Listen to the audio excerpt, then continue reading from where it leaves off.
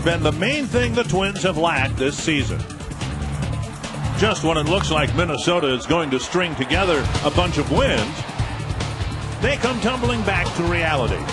Tonight, it's another chance to find that consistency as Minnesota remains in the race with a golden opportunity to gain some ground this homestand. And the first game of a 6-game homestand, 3 with Kansas City, 3 with Cleveland. Twins haven't seen the Royals for a while. Joe Mauer and the Twins hoping that this will be that elusive great homestand that they've seemed to have been able to pull off in years past. It's triggered a long extended run. Trey Hillman just simply looking for wins. Here's his Menards batting order for the series opener. David DeJesus leading off. Newly acquired Josh Anderson second. Billy Butler, Mike Jacobs, Alberto Callaspo, for whatever reasons, hit very well within the division. Miguel Olivo, Alex Gordon, Unievsky, Betancourt, and Mitch Meyer. And a scouting report on right-handed starter Nick Blackburn making his 23rd start of the year, his second against the Kansas City Royals, looking for his first win since the All-Star break. In 4 starts, he's 0-2 with a 7.89 ERA. Now, he's coming off a 2-1 loss in his last start to Cleveland. He pitched very good, but very good success here at home. He's 5-0 with a 2.95 ERA over his last 9 starts here at the Metrodome. And if you go back to last year, he's 7-0 in his last 11 starts here at the Metrodome. So he has had good success here. Well, that's good news because he should get 2 starts in this homestand. Let's hope so. David DeJesus will lead things off. And Josh Anderson and Billy Butler. And first pitch outside, ball 1. Well, the Twins are 3-3 against the Kansas City Royals so far this year, and I think the players know that, yeah, this is a club they'd like to sweep, but all of them have said it's one game at a time, and Ron Gardenhire said it's all about that guy on the mound. Keep us in the games. And for the most part, Blackburn has done that, but since the break, he's been as guilty as anybody else of giving the Twins some disappointing starts. It drifts outside, 2-1. Well, when Blackburn is on, he'll get a lot of ground ball outs with that good sinking fastball. He'll mix in a slow breaking ball, slider, and then a changeup. 2-1. And now 3-1. DeJesus familiar with the leadoff spot for Kansas City, but of course at the start of the year they were envisioning Coco Crisp leading off for them. He's done for the year with a shoulder injury. And DeJesus slaps a base hit to left, so he's aboard for a leadoff single. Well, Blackburn, he doesn't walk a lot of batters, just less than 2 walks per 9 innings. He strikes out less than 4. He's a contact type pitcher, and when you fall behind an account, you come in with a fastball. And good hitting by DeJesus right there, just taking the pitch the other way. So DeJesus has some speed, not that much of a base stealer, but he's there. And now Anderson, who runs well, is in the batter's box. Time called with Blackburn wanting a new baseball. Yeah, Anderson just getting traded over to Kansas City from the Detroit Tiger organization. He was designated for assignment by the Tigers, and the Royals ended up working out a deal to get him in a Royals uniform.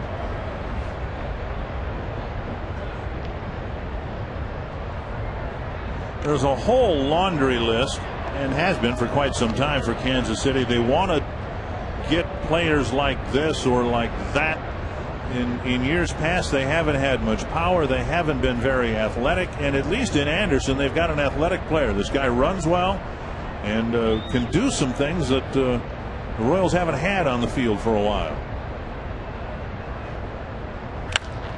And he might have just hit into a double play. Cabrera unable to get too much on the throw. They get the force at second base. And DeJesus coming into the shortstop. It looked like KCA and Cabrera just didn't get that done as quickly as they needed to. Yeah, you know, DeJesus, good hard slide right here, but the little feed right there and a good turn. But Anderson, you can see how quick he got down that line. Very quick. Anderson with 14 stolen bases in 17 attempts, so he might be wanting to run a little bit. So Hayes at first with one out, and here's Billy Butler, the reigning player of the week in the American League.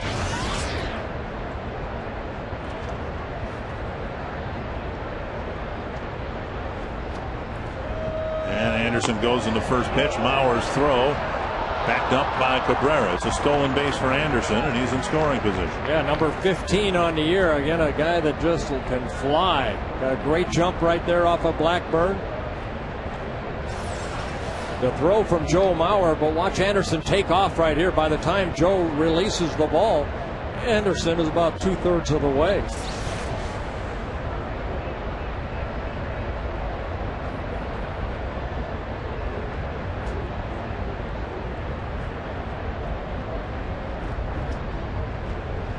This is a type of ball club, Dick, that as a pitcher you really have to bear down, because this Kansas City Royal ball club, they come in with, you know, the fewest wins in the American League. A lot of these guys are fighting for jobs next year. They're going to do little things. They're real loosey-goosey, where the Twins, you know, they know that this is a very important series. 2-0 to Butler. Boy, you'd have to have a very short memory if you're a Twins player and not remember what Kansas City did to the Twins at what we thought was the end of the regular season last year. The Twins coming off the sweep of the Chicago White Sox were in first place in the division, but the Royals, with nothing to play for, took 2 out of 3 here and eventually forced the Twins to go to Chicago to claim the division title, and of course they didn't get it done. It's a liner to right field. It's a base hit. Anderson's going to come around third and score, and Butler with an RBI single, and Kansas City has a 1-0 lead. Well, you make a mistake. We just showed you that he was the American League Player of the Week, Billy Butler, in his 3rd season with the Royals, and he has been red hot. Picking up his 58th RBI. The breaking ball just kind of hung, and good piece of hitting by Butler. We saw that from Butler last year, and this year he's a guy that uses the whole field. And now Mike Jacobs with the Royals taking the first lead. A couple of opposite field singles and some speed in the middle of this first inning rally against Nick Blackburn.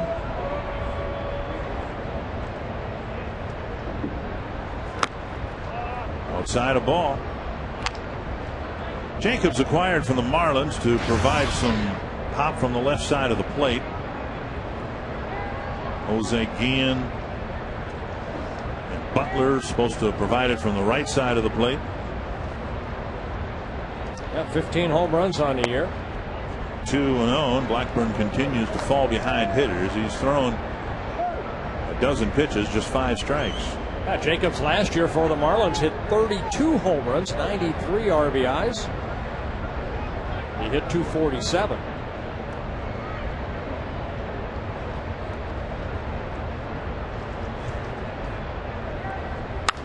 And that's lifted foul back into the seats. 2-1.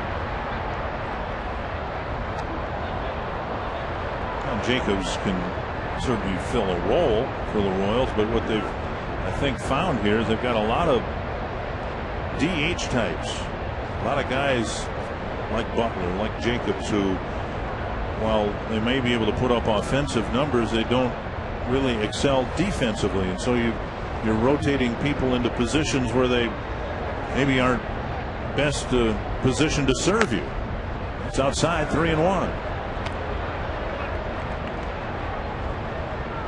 Jacobs the designated hitter, but that means Butler's got to play first base, and he's improving over there, but he's not a Morneau type or a Minkiewicz type. Well, Blackburn put himself into that fastball situation again. And another foul ball. Harris over for a look, but it's back in the seats in 3-2. Butler doesn't run particularly well. We'll see if the Royals put him in motion here with a full count. While the Twins are taking on the Royals here, the first place Tigers will continue a 4-game series at Fenway Park. Red Sox won last night, so the Twins picked up a half game. And we'll update you on the Detroit-Boston score throughout. Butler at first, 1 away, and an early lead here for Kansas City.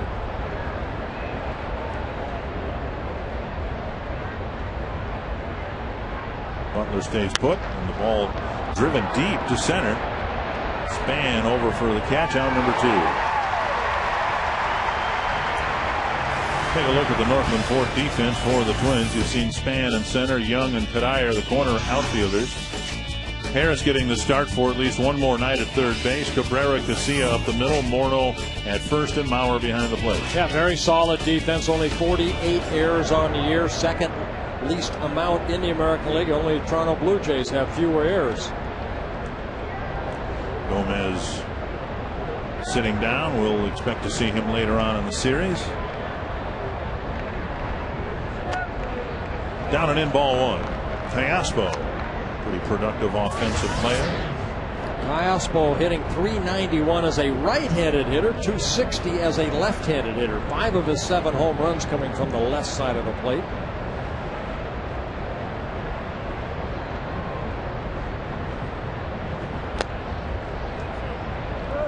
Again, Blackburn falls behind 2-0. Yeah, 18 pitches, only 8 strikes so far for Nick Blackburn. Unlike Nick Blackburn. Rick Anderson, the pitching coach.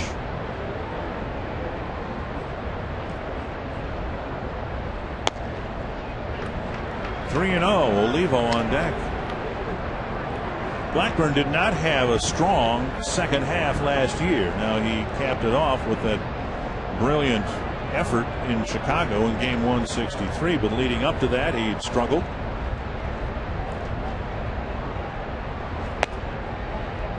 And a 4-pitch walk puts Teospo aboard and sends Butler to second base. So a rough first inning here for Blackburn, and then he'll get a trip to the mound from the pitching coach.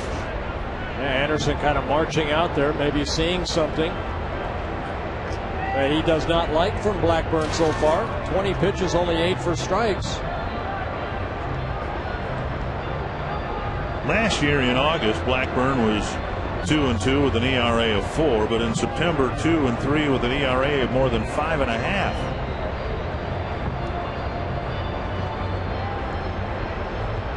And he's off to a rough start here. He, as you said before, pitched pretty well against the Indians. It was one of the rare games where the Twins didn't do much offensively, and so he didn't get a win in that game, but not a good strike-to-ball ratio here in this first inning. Yeah, on that Thursday afternoon ball game in Cleveland, he threw 102 pitches, 66 for strikes. Worked 6 1/3 innings. Olivo, the hitter, and that is sent down the right field line between Morneau and the line. Butler will score. Teospo being waved around, and it's 3-0. So on a check swing, Olivo puts it between Morneau and the line, and it's 3-0 Kansas City. Teospo wheeling all the way around from first base. Olivo with his 4th triple of the year, jumping on that first breaking ball right there, slicing it down the right field line. By the time Michael Kadire could get to the ball, you saw where Kadire was playing him almost to right center. 2 more runs scored, and the Royals take an early 3-0 lead. Here's Alex Gordon with a runner at third and 2 away. Swing and a miss.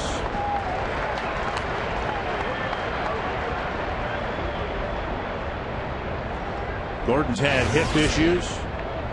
Has really crippled his season, and when he's played, he hasn't been 100%. Those numbers, I think, reflect that. It's hit well to left, and Delman Young's not going to catch it. It bounces into the seats, and it's 4-0 Kansas City. Blackburn really getting roughed up here with the difficulty in throwing strikes, and then when he's thrown it over the plate, the Royals have hit it pretty hard. Well, Alex Gordon getting a pitch, his first double of the year, over the head of Delman Young, picking up his 9th RBI. And so Gordon in scoring position with 2 outs, and Yuniesky Betancourt the hitter. Twins saw Betancourt, of course, for a number of years with the Royals, and Blackburn gets ahead of him. Fell out of favor in Seattle, and the Royals they hope, they're crossing their fingers, they're hoping that they've got their shortstop for a while in Betancourt. Yeah, so many years they're hoping that Tony Pena Jr. would be their future shortstop. It didn't work out. He was designated for assignment. A liner to KCA to end a long 25-pitch, 4-run first inning for the Royals.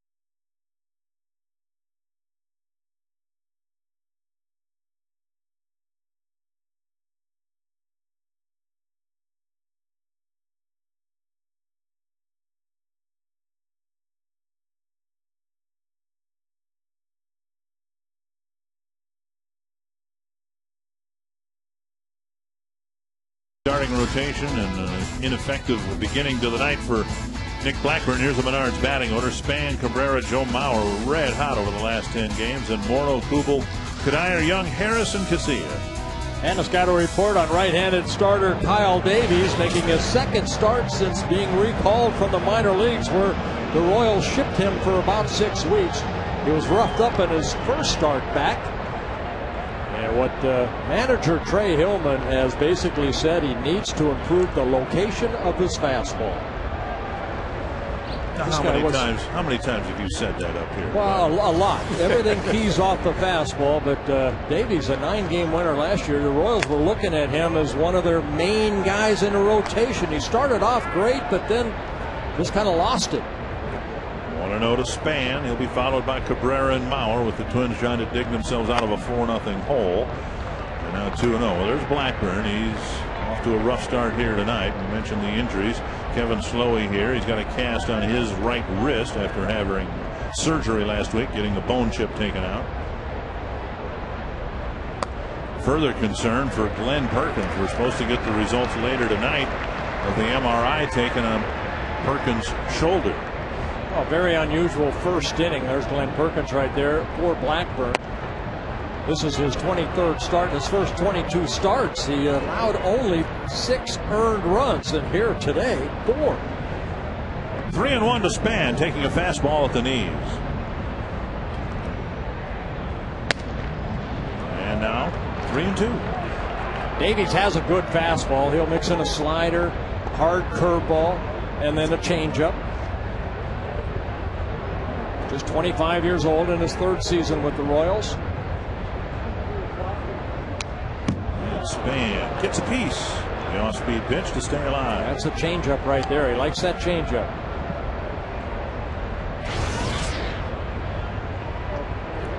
Span had the batting average up to 300. It dropped a few points on Sunday to 297. Full count again. A high fastball gets him. 1 away.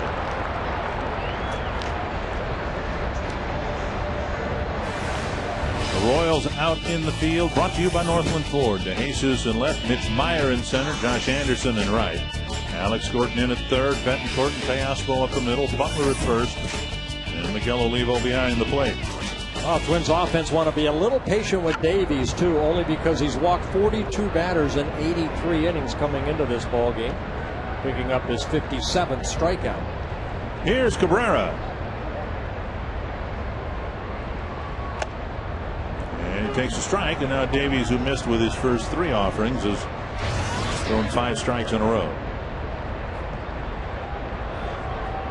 Career high 19 game hitting streak for Cabrera. 1-1.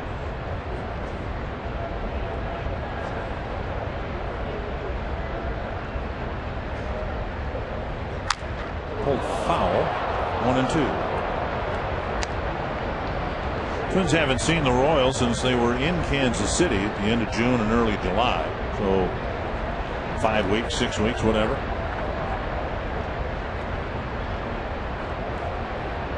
Cabrera trying to get something started here, see if the Twins can get on the board in their half of the first inning. Up the middle, that'll extend his hitting streak. He's hit balls harder than that, but a well-placed 1-out single. Yeah, good pitch inside, and Cabrera just taking it right back up the middle. Now with a career high 20 game hitting streak. You see Olivo wanting that pitch inside, and that's where it was. But the quick turn right there by Cabrera, right back up the middle. So 1 on, 1 out, and here is Mauer.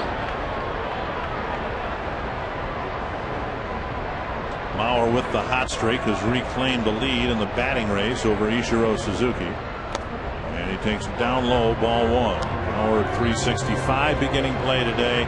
Suzuki at 362. Jason Bartlett third at 340.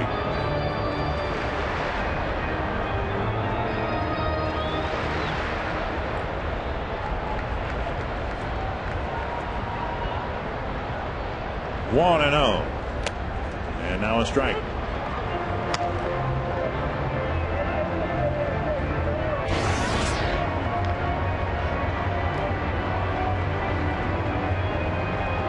Davies handed an early 4-0 lead before his first pitch.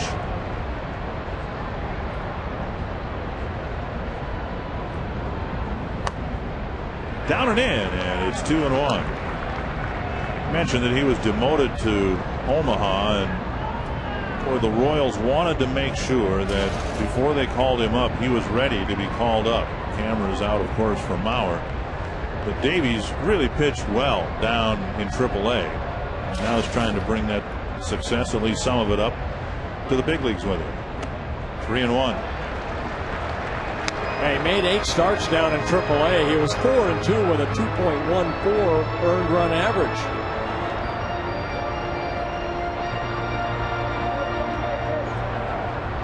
Three and 1, Morneau on deck. The last thing Davies wants is to litter the bases with runners in front of Morneau. Up the middle, and that'll bleed through. Cabrera around second. On his way to third, he'll reach. Mauer with a base hit, and the Twins have a threat in their half of the first inning.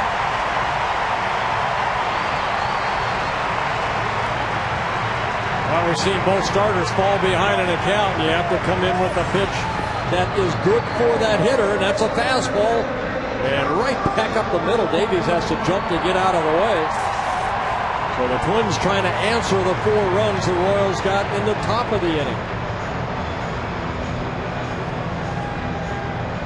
And for some reason, Kyle Davies has had very good success against Justin Morneau. Just 1 for 15 is Justin against Davies. Hard to figure that. I mean, if Davies, he's not Pedro Martinez. He's obviously struggled to stay up in the big leagues, and he's done well against one of the better hitters in the league. Down and in, ball 1. Started him off with that curveball that was just low.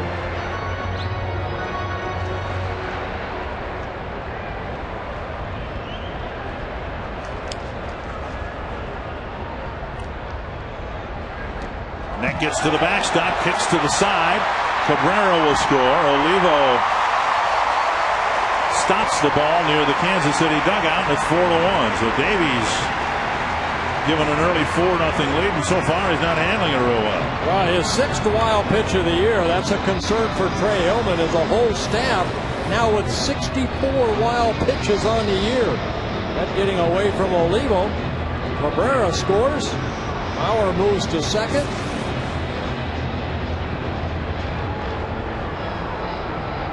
Twins have only 31 wild pitches. The opponents that have faced the Royals have had only 24 wild pitches. So a lot of wild pitches, 64. And a big one there. The Twins on the board, another runner in scoring position. Here's Morneau with a 2-0 count. 3-0 with Kubel on deck.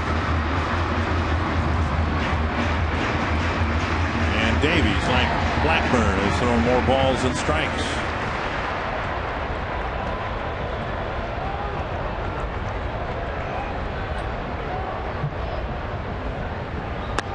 And a strike on the outside corner. Morneau leading the league in runs batted in, but now third with 2 players ahead of him by 1 in the home run race. Mentioned in the scouting report that Davies was beat up, or he's roughed up in his first start. That against the Mariners. He lasted only 3 2/3 innings, gave up 8 runs, all earned. And Morneau takes a walk, and Kubel will come up representing the tying run. Pretty much the same expression that Rick Anderson was giving it after the top half of the inning. Maybe with more of a scowl coming from the Kansas City dugout. Once first base was open, Rick Anderson could afford to smile a little bit because Kubel's coming up with a chance to get his starter and a Blackburn off the hook.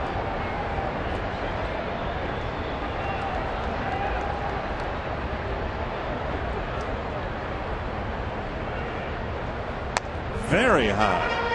And Olivo will meet Davies halfway to the mound.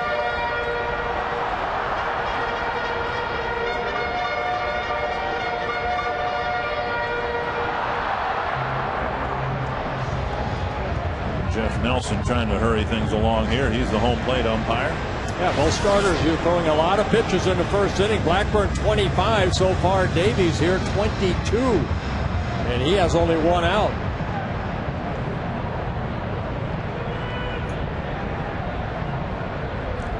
One and 0 to Kubel. Swing and a miss. 1-1. Good changeup right there.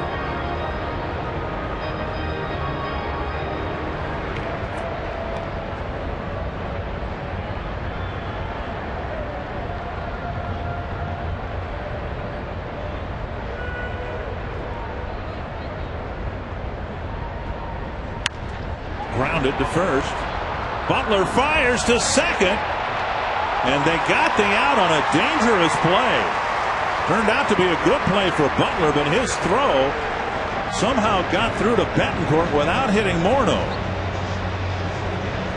Well, you want to get the lead runner, and that's what Butler's able to do right here. Watch him feel the ball where he feels the ball, and Betancourt on the outfield side with Justin right on top of him. Butler made the play. They got the out. And now here's Michael Kadire. Twins in need of a 2-out hit here to cut further into this Kansas City lead. Kadire blasted the ball all over Comerica Park on Sunday.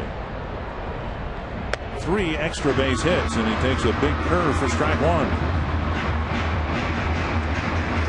3 balls he hit, the ground rule double to straightaway center field. You don't see too many of those, especially when the fence is 420 feet from home. A home run to center and another long blast to left center.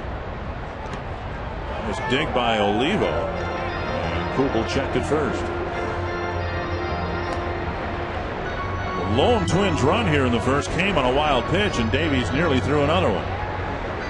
Yeah, that 2-home run ball game by Michael Kadire on Sunday. That was his 3rd career 2-home run ball game, and his first since he hit 2 against the Kansas City Royals here at the Metrodome back in 2006.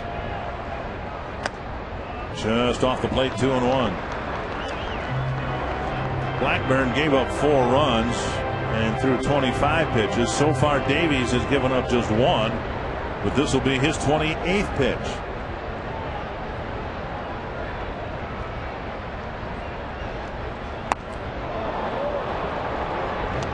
They pulled the string right there, pitch up, and Michael swung through it. 2-2.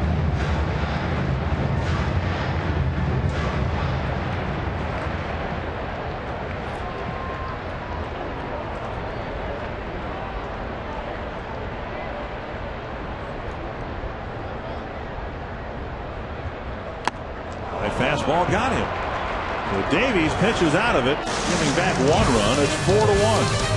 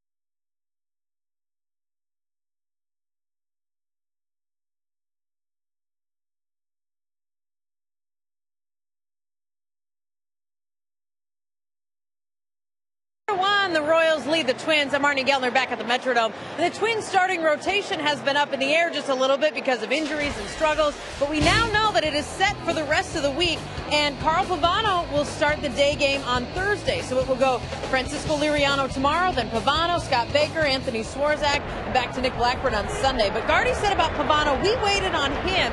He took his family on Sunday, moved him from Cleveland, so we wanted to make sure he took care of all of that. Gardy said Pavano came in today, told the Twins he wanted to pitch on Thursday, which would be his regularly scheduled day anyway. And Dick and Bert, we should mention also Glenn Perkins had an MRI on his shoulder today. He's meeting with Twins doctors tonight, and Gardy said initially the MRI doesn't reveal a whole lot, but the Twins will know more about Perkins' status a little bit later on tonight. All right, thank you, Marnie, and we'll try to pass that information along to the viewers as soon as we get it. Yeah, the Twins are at the point now, Dick, 5 games behind. They have to make sure that Pavano, Blackburn, and another base hit off the bat of a Kansas City Royal, they're 5th off of Blackburn. But in my opinion, they have to make sure that Baker, Pavano, and Blackburn are out there every 5th day. First time through the order, and the Royals have knocked out 5 hits against Nick Blackburn. Roy Smalley, what are you seeing down on field level? Well, a couple of things, Dick and Bert. The first thing, his fastball really pretty good movement. He's got pretty good sink, and he hasn't been able to find that outside corner yet. And that's why he's been falling behind. He's really been trying to nibble on that outside corner and has not been able to hit it with his sinker. But the other thing I've noticed, Bert, is that the Kansas City left-handed hitters and all the hitters really are going to the opposite field. They're staying with that sinker. They're not trying to pull it. We mentioned, and you mentioned a lot, that he pitches to contact, gets a lot of ground balls. That's usually when the left-handed hitters are trying to pull the ball. But De Jesus went to left field. Alex Gordon went to left field. Olivo and Billy Butler went to right field. So it looks like the scouting report that they've gone over is the ball's going to sink. Don't try to pull it. Hit the ball the other way. And I think, Bert, he's going to have to throw start pitching inside to some of these left-handed hitters, make them get off of that sinker. Roy, let me ask you one thing. As a scouting report, you know, everybody knows Blackburn's not a strikeout pitcher. He's a contact type pitcher. Does it help you as a hitter going in saying he's not going to throw his fastball by me? I'm going to wait back and hopefully he'll leave something up and I'll just go the other way. That's absolutely right, Bert, and that's what we saw in the first inning. They're waiting a long time and letting the movement happen and then going with that movement and hitting it the other way. And that's because they don't have to be in a hurry. They don't think he can throw the fastball by it. If he'll come inside with his fastball, it's not overpowering in the middle of the plate to outside. But if he pitches inside enough, his fastball is fast enough to get them off of that sinker. And I really believe he has to do that, because it's clear. Every hitter, to me, it's clear. Every hitter has gone up there waiting back and hitting the ball the other way. 2-0 now to DeJesus, and Kevin Seitzer in his day was a good Kansas City hitter who used the whole field. Yes, he was. I can attest to that. 2-0 to DeJesus, and now 3-0. And it has been a pig wrestle tonight for Nick Blackburn so far. Well, he fell behind on DeJesus in his first at-bat, came in with that fastball, outer half of the plate, and he hit the ball to left field. Some early action in the bullpen. Looks like Brian Dunsing starting to get up and loosen up. 3-0 to DeJesus, and a strike when Marnie Gellner asked Ron Gardenhire in his session with the media today, what's it going to take for the Twins to catch a spark and go on a roll here in the last 51 games, and he said pitching, no short starts. They had a short start from Scott Baker on Sunday, and this doesn't appear to be a lengthy outing for Blackburn with the bullpen already activated in the second. I think it's no secret. I mean, it's no secret. That's the reason that the Twins are 2 games under 500. The pitching has been so inconsistent. There's a walk right there by Blackburn, his second of the ball game. I mean, you look at the offense, they're hitting .270 as a ball club. That's 3rd best in the American League. Defense, outstanding defense, but it's the pitching that has really created the headaches for Ron Gardenhire and Rick Anderson. Roy Smalley, you got to feel the same way. Yeah, I do, Bert, and I wanted to ask you about this. You know, there's 2 reasons, I think, why a guy can be missing the plate, the strike zone, the way Nick is. He's off the plate away, and either he can't find his release point, and you know about that, and I don't. But the other thing is, sometimes a pitcher, when I do know about this, sometimes a pitcher just doesn't trust his stuff for one reason or another. He just doesn't feel real confident about just burying the ball in the strike zone and letting his natural sinker, natural stuff take over. What do you think it is tonight? Which one of those things? It looks to me like he just doesn't. He's not really trusting it right now, but it could be just he doesn't have the release point. Yeah, I agree. I mean, so it's such a small, sometimes, element to where you release that ball, and it's that comfort zone. Right now, he's not in a comfort zone. He's trying to nitpick a little bit. He's trying to make every pitch perfect. Bunted back to the pitcher. He fires to third. And Harris can't hang on to the ball. That was a rocket that he threw high, and Harris, in getting the glove up, unable to keep the ball in the glove. Always a tough play for a third baseman, because Anderson right there bunting the ball sharply, but it's Harris that had to come in and try to now get back, find the bag, and then the ball is high right there. See Harris go back, find the bag, and the ball just pops out of the glove. Reminiscent of that play in Oakland last year when Joe Nathan, in a similar play, fired it and handcuffed. I think it was Harris at third base. Well, you have a little more time than you think as a pitcher. You want to throw that ball 100 miles an hour, but that ball, it's tough because Harris is trying to find the bag and then the ball at the same time. The error charged now to Harris. Originally it was charged to the pitcher, Blackburn. And now Butler, and a key at bat. It's just the second inning, but they're loaded up. And last week's American League Player of the Week has a chance to put a nail in the coffin here already. He singled in a run, the first run of the game in the first inning. Well, Twins playing back. They'll take the double play right here. Blackburn's faced 11 men and retired just 3 of them. It's foul and 2 strikes now to Butler. Well, see, Harris got the error on that. I have to give the error to Blackburn. See, I would too. That throws high. Yeah, I agree. That's a tough thing. As you said, the third baseman comes in, then he has to retreat to the bag, find the bag, and Blackburn, he's a pitcher, and he threw it over there about 85, 90 miles per hour. Yeah, from maybe about 50 feet. Right. If that, and then Harris, you saw the glove. He doesn't have Justin's big first baseman's glove. He's got a small infielder's glove. 2 strikes to Butler, and Blackburn could sure use a strikeout. And Butler on the season, 410 at bats and just 69 strikeouts. So he's good contact hitter. Probably going to strike out less than 100 times this year.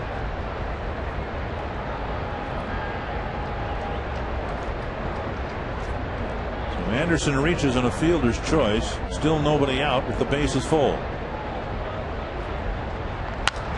Right at the shortstop. It goes 6-4-3, a double play. Another run scores. It's 5-1.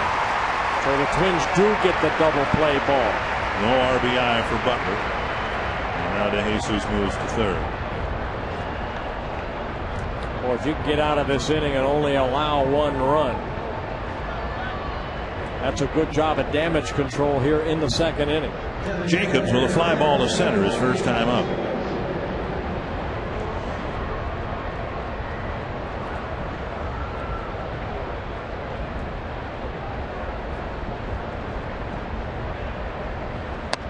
Let's imagine for a moment that Blackburn does get out of this, and it's just 5-1 after this inning. Just to flash back to Justin Verlander's start 2 starts ago when he gave up 5 first-inning runs, then completed, was it 7 or 8 innings? And he said that was his best start of the year, even though he gave up 5 first-inning runs, because after a slow start, he was still able to go deep in the game. You know what? I was that way. I think Brad Radke was that way. A lot of great pitchers, good pitchers, if you don't get them early and they get settled in, like Verlander, like you're talking about, he found that groove. Yeah, they scored 5 runs, but then he was able to put some zeros on the board. How many times we see Brad Radke give up 1 or 2 runs in the first, and then the Twins win 3-2 or 4-2? That's the only runs he gave up. And in Verlander's case, he said, hey, nobody likes to give up 5 runs in the first, but I still saved the bullpen and ate up a lot of innings. And now, of course, the immediate task at hand is getting out of this second inning with just the 1 run allowed. 2-1 to Jacobs. And now 3-1. 44 pitches for Blackburn, 23 strikes. A lot of pacing in that dugout in the first 2 innings already.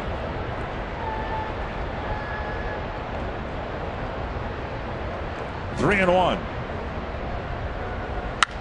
And it won't happen. Jacobs with a sharp single to center and a hitter's count, and it's 6-1. And we'll see whether Blackburn's night is a very short one. Here comes Ron Gardner. Well, shortest outing of the year for Nick Blackburn. 3 starts ago, he went 3 2/3 innings against the Angels here, where he gave up 6 earned runs. And Brian Dunsing coming out of the bullpen. An early exit for Blackburn.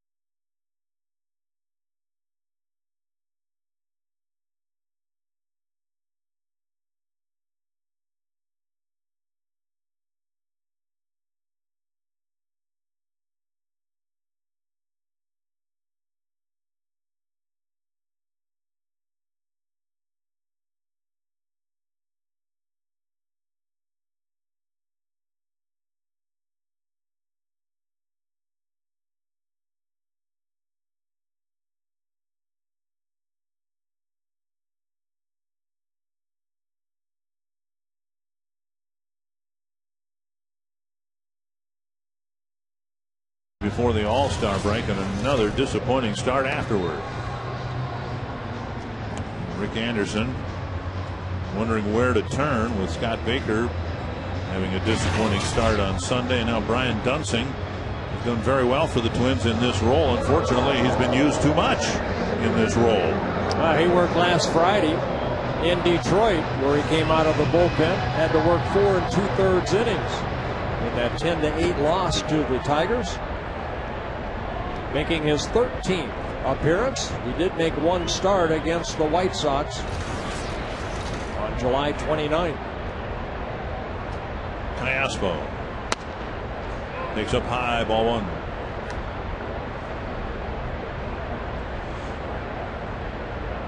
Aspo walked and scored in the 4-run first.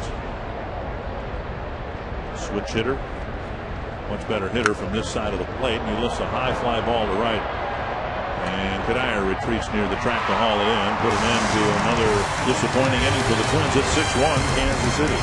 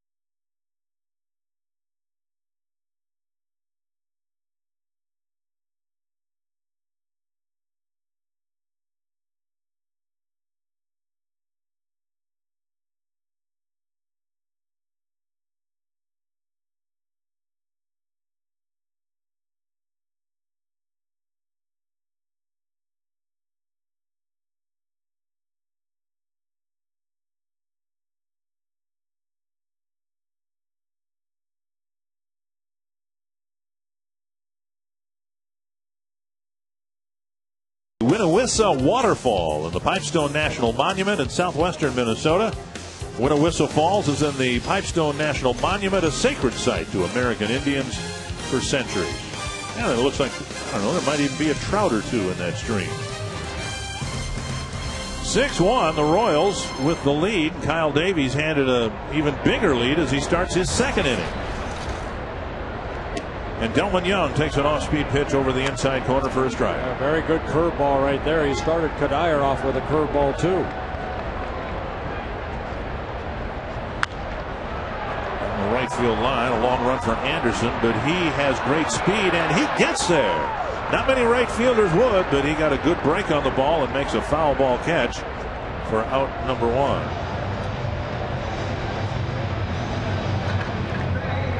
This is the third series against Kansas City, and the Twins are not scheduled to face Zach Greinke. That's our Chrysler Key staff. That's okay. That's okay with the Twins. Greinke scheduled to pitch the opener in the Kansas City's next series, which happens to be in Detroit, so they catch a break there too. None of it matters, of course, unless you take advantage of the break. Right. I swore I was never going to make a big deal about that after last year. We went to Toronto at the end of that long road trip, and we weren't going to face Roy Halladay, and the Twins still got swept. Harris takes outside 1-1. Joe Creedy reporting that his shoulder feels much better today. He went through a regular round of batting practice, a full pregame workout. And if he is okay tomorrow, you can expect Joe Creedy to be in the lineup at third base. Said it hurt him more when he was throwing, and it got to the point where even holding his bat high in his stance was hurting his shoulder. 2-1. There's no The shoulder wasn't separated, dislocated, just calcification of the joint. That can't be good. That doesn't sound like it's a pleasant thing to have happen to you. Hopefully that cortisone shot hit the right spot. 3-2 to Harris.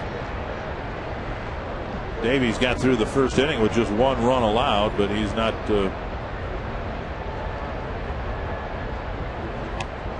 He's gotten some big strikeouts along the way. 3 of them now. Good changeup right there. Second time I've seen him throw a changeup on a 3-2 pitch. Wednesday nights are all about hot dogs again this year. You can come out tomorrow for Hormel $1 a Dog Night presented by Country Hearth. Hormel dogs for $1 a piece while supplies last. Limit 2 per customer. And you can get your tickets for the Twins and Royals by calling 800-33-TWINS or visit twinsbaseball.com. And with the Twins bringing the tying run to the plate in Jason Kubel in the first inning, Davies has buckled down and retired 4 men in a row. 1 strike to KCA. Now a ball. Now Davies making his 8th career start against the Twins. He has 3 wins, 4 losses against the Twins.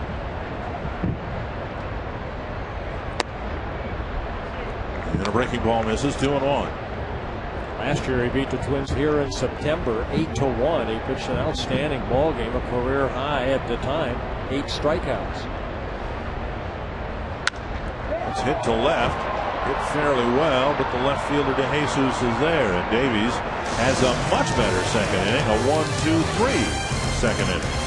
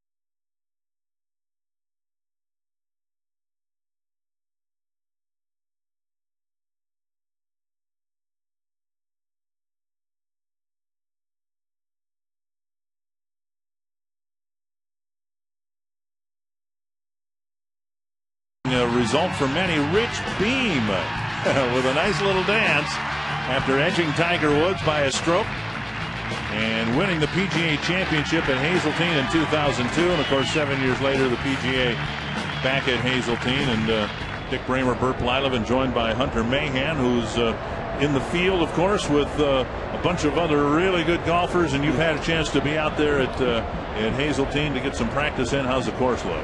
It's perfect. Couldn't ask for anything better. We got great weather, I think expected, so it's a fantastic place.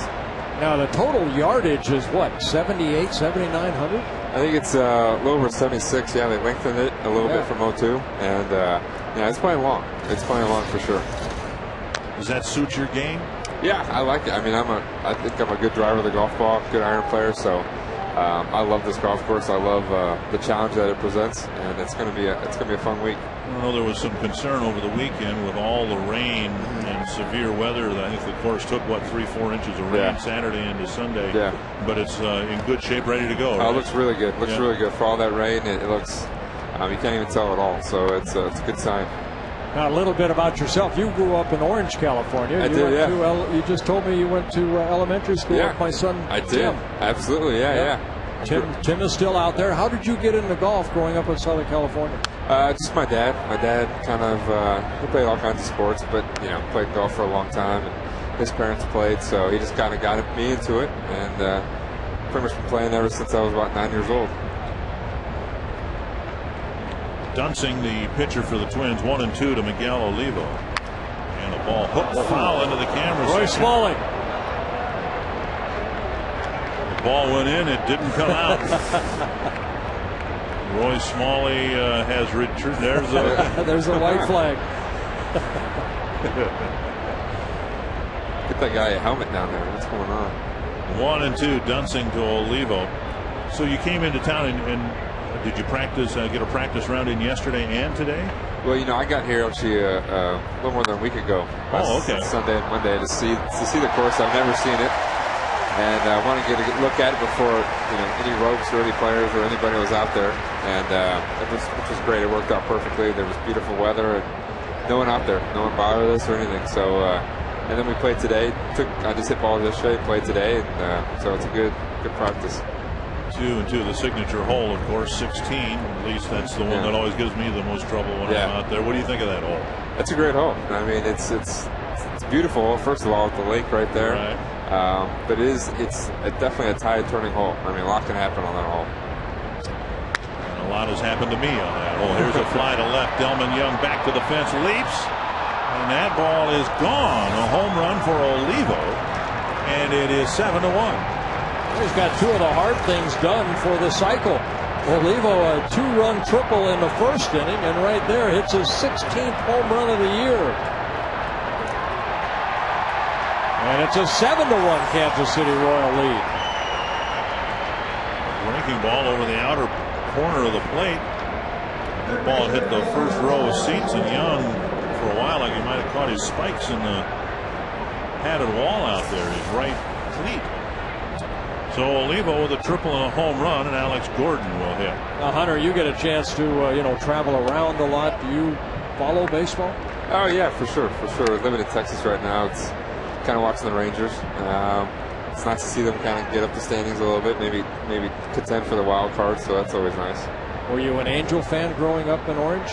Yeah, I watched the Angels quite a bit. I grew up right next to Anaheim there, so it was pretty convenient. It was nice and great park there. So.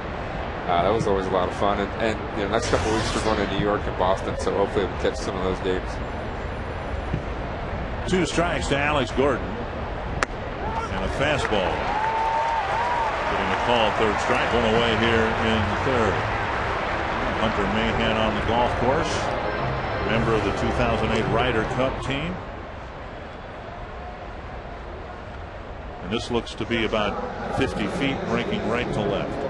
How's that sound? It was left to right, actually. Left to right. Well, there's my problem. It was about 50 feet, yeah, for sure. I hit it about 50 feet, and it may have been only 45 feet. But yeah, luckily it hit the cup pretty squarely. How are the greens at Hazeltine? Oh, they're good. They're good. They're very fast. They're very fast. Obviously, they're going to get faster throughout the week. Right. But they're small, so that will pose a little challenge. But it's just a well-designed golf course. Let me ask you something. I'm an avid golfer. I play all winter long, and I love the game. George McNeil is from our area down in Fort Myers, Florida, and he's doing very well on the tour. But when you guys say you hit a drive, and you average, I looked it up, you're averaging 296 yards on a drive. Yeah. My goodness, we can do what? That's a driver and a 2-wood for a 3-wood for me. But when you're walking down a fairway, and it's 420, and you hit it 290. Do you rely on your caddy, or do you pretty much know how far you are, exactly to the pin? Because you guys are so good at hitting it right on the pin. Yeah, you get a good caddy. Who knows pretty much how far you hit it. He can usually tell you. He can tell me if I hit 3-wood or I hit 5-wood off the tee, what I'm going to have left. And there's. And great caddies, they know how far you hit it, so they know kind of condition-wise if it's a little warmer than usual, how far the ball will go. If it's colder than usual, they can tell you or have a good sense of how far the ball's going before you even hit it. That's what amazed me with pitch taken low. I went out to see the Sunday round when the PGA was here last time in 2002. and to sit behind the green and see group after group come through, and it may drift a little bit right or a little bit left, but the distance, you guys are always so close to pin high. It's amazing. You need to be, especially in the major championship. I mean, every mistake is penalized even more severely. So, you know, good pin high shots will definitely help you out more than long or short. So does it come down to just who putts the best? Yeah, I mean, I would say definitely in the major, you know, you got to putt well. You got to make those 5, 6, maybe 8, 10 footers for par, you know, to keep your round going and to keep you winning. Those are the putts that you really need to make. Well, you want to be there on Sunday playing with, let's say it's Tiger Woods. Yeah. Have you played with Tiger? You know, I played with him in practice rounds and stuff and little things like that, but not actually in a tournament yet. So I love that opportunity, especially this week, especially on Sunday. 1-0 the count to Mitch Meyer. We're with Hunter Mahan, who's in the field for the PGA tournament starting Thursday at Hazeltine. When's your tee time? Do you know yet? Yeah, it's 8:25 on Thursday, 1:25, I think 1:30 on Friday. Okay. And do you know who you're playing with? Because you'll have 2 other. Yeah. I got Camilo Villegas and Justin Rose. So kind of an international group, but both good guys, and we should have a good time out there. Do you talk much when you're out there, or are you pretty well focused? You know, it depends kind of on the guys you're playing with, really.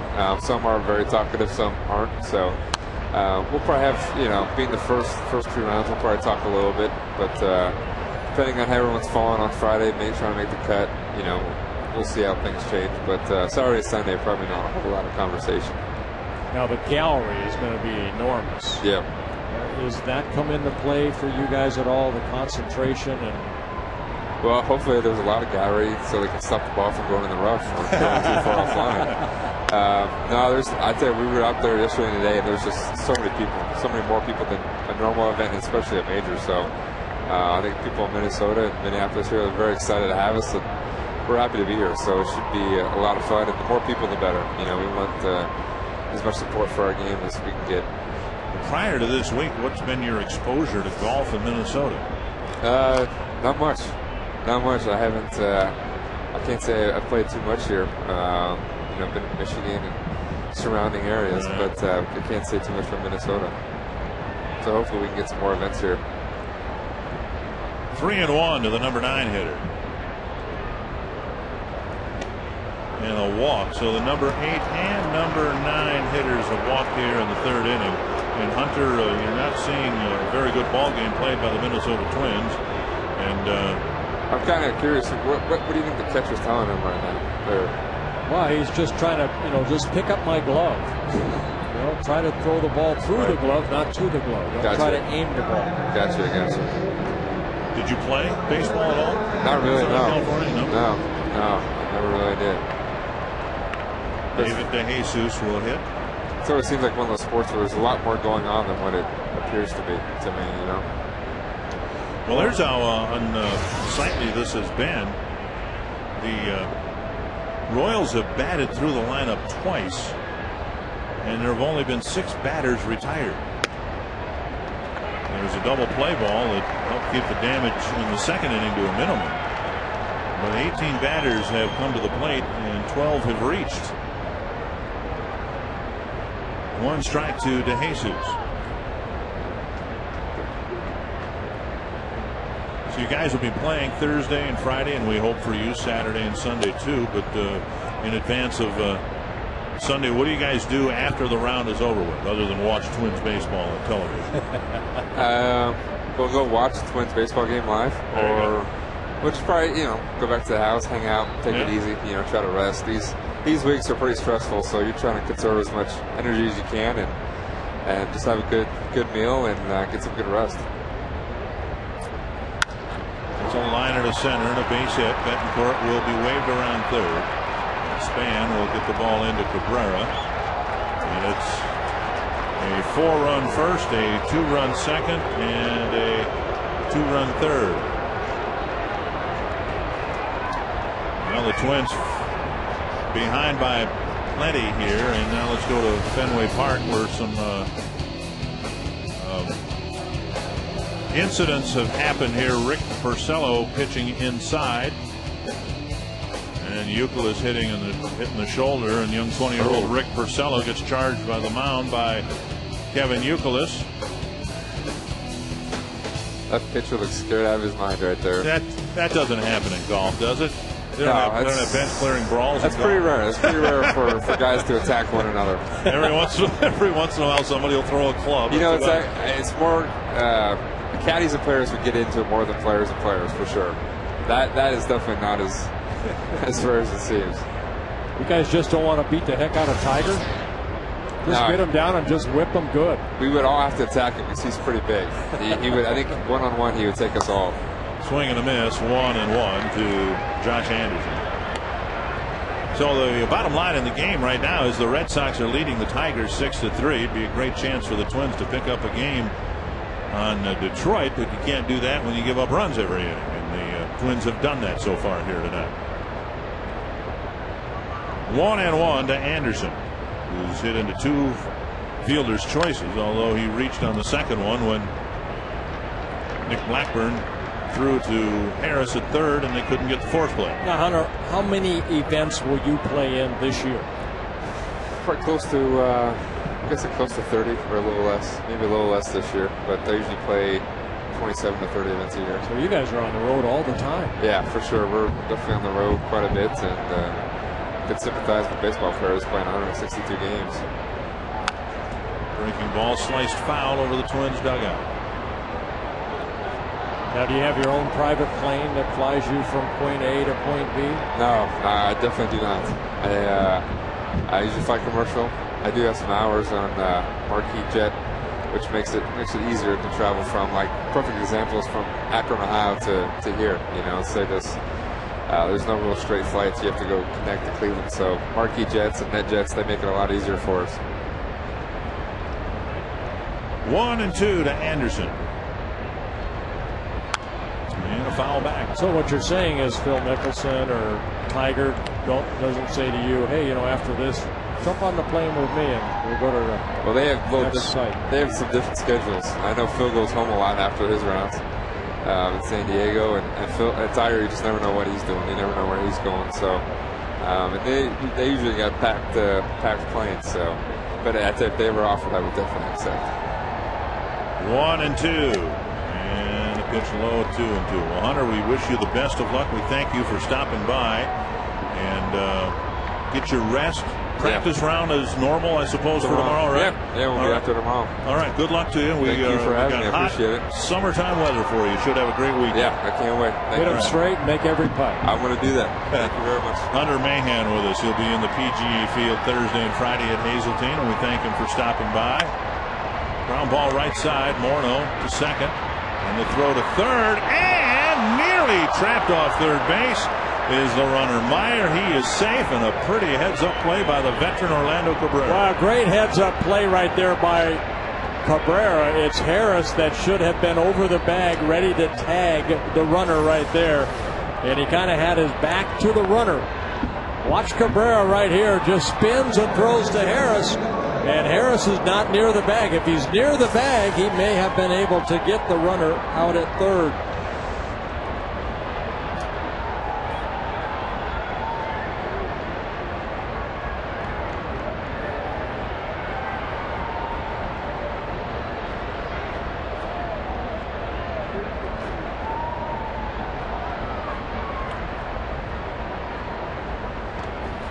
Nice block by Mauer. It's already an 8-1 ball game, and you'd like to think that that runner at third will be important by game's end. Roy Smalley, what about that play at third base? That was such a beautiful play. You'll see a lot of shortstops come across the bag, and when they realize they can't get the guy at first, then they'll wheel and try to catch the guy around in the third, and by then it's too late. Orlando knew right away it was going to be too slow, and he just wheeled the other way and threw over here right in front of me. Here's another. They're after me today, boys. They're just after me. Should have brought your glove.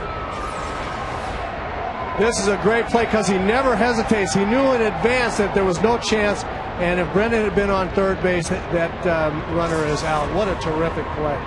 The anticipation of knowing that he wasn't going to get two on that and go right to third base is just a great play. I love that. 1-1 to Butler in an 8-1 ball game. We're just in the top of the third. fouled back. Roy, that's something a veteran player probably not rehearsed, but at least thought of in his mind in between pitches. Okay, if this happens, I might do that. It's not a spontaneous thing, is it? Well, you know, when guys played shortstop as long as Orlando Cabrera has, that is almost automatic. It's almost spontaneous because you're not really thinking I might go to third, but as soon as the ball's hit, you're aware that you're not going to get to, and as soon as you have that thought, then you think of it because you've done this before, you've seen that play before, and then it becomes almost second nature. Now 2-2, and there's been absolutely no pace, no rhythm to the top halves of these innings. Blackburn was on the mound, and now with Dunsing, he's already, this will be his 40th pitch. I can't tell you how much it helps a hitter to see ball 1, ball 2, strike 1, ball 3, see a lot of pitches, then get these 3-1 counts. And now 3-2.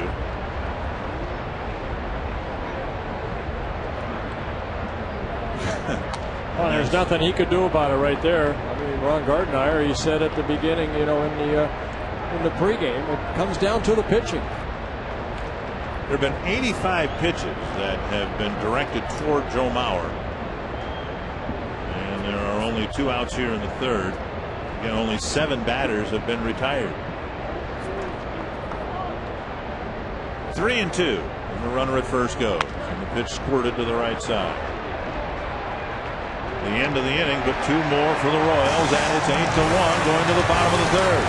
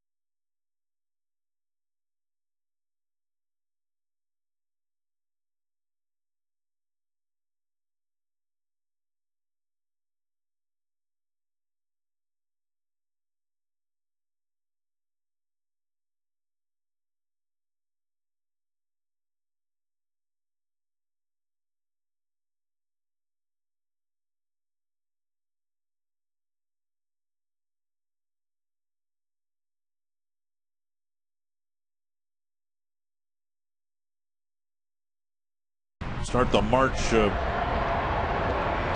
back from this 7-1 deficit. Denard Span will lead things off in the third. And taking a strike.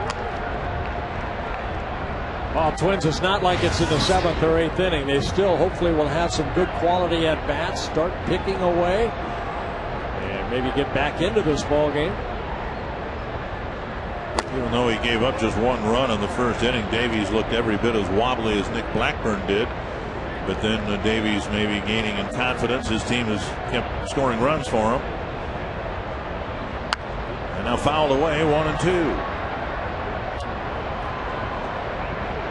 Span struck out his first time up. He'll be followed by Cabrera and Mauer. Twins with a couple of hits and a walk in succession. And then a wild pitch got the Twins on the board. It was 4-1, but now Kansas City's answered with a pair of 2-run innings. Fouled away. Well, the Royals had hopes of Zach Greinke being a good pitcher for them. Gil Mesh being a healthy and good pitcher for them. And Brian Bannister, Kyle Davies, Luke Hoshaver filling out the rotation. Span does a nice job flicking that pitch foul. Well, they're hoping that Sidney Ponson could find himself too, and he ended up being designated for assignment.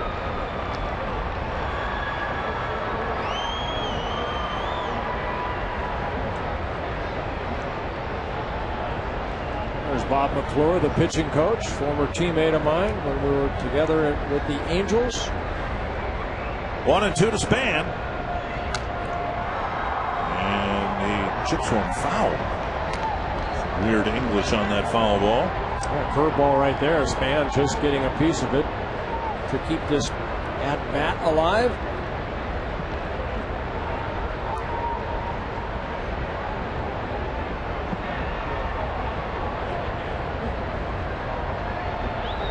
Twins have a lot of coming back to do, both in this game and in the standings.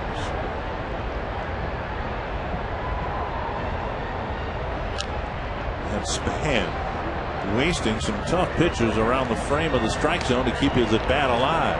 Another changeup right there. He tried to pick up another strikeout on that changeup.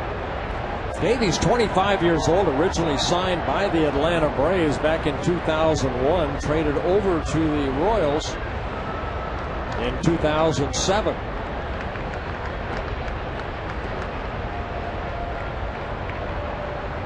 One and two.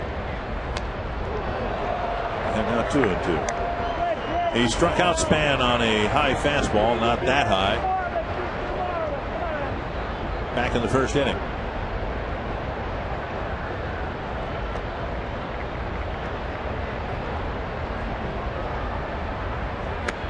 And Span strikes out again. Another very good changeup. Now look at tonight's Guess the Stands feature. See if you can figure out who the major league player is being depicted with this swing. You can text who you think the batting stance guy is imitating to short code 234-234. And we'll have the answer in the Quest Twins Live postgame show. Cabrera with a pop-up down the right field line. Josh Anderson. Anybody can catch those. Little fly ball. Anybody can catch those. At least I'm going to try in the postgame show tonight. I'm going to take my glove out there. I've always wanted to try to figure out how tough it is to see a ball, a white ball against a white roof. And since this is the last year of this place, I'm going to have my chance in the postgame show. All right, let me ask you. I mean, Hamilton had to run over in foul territory to get that. Are they just going to hit the ball right to you? That's my hope. Or are they going to make you, do what the outfielders actually have to do, go left to right or back and in? No, the hope is that I'll be burning very few calories during this.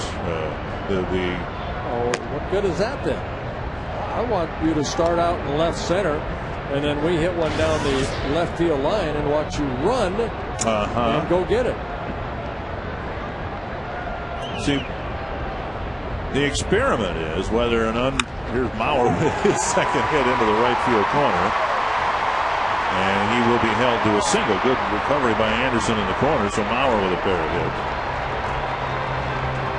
The idea is to see whether untrained eyes, the untrained eyes of a non-professional athlete, can see a white baseball. The average fan, whether they can see it against the white ceiling. I've seen you in fantasy camp, and with the sun out, you can't see it.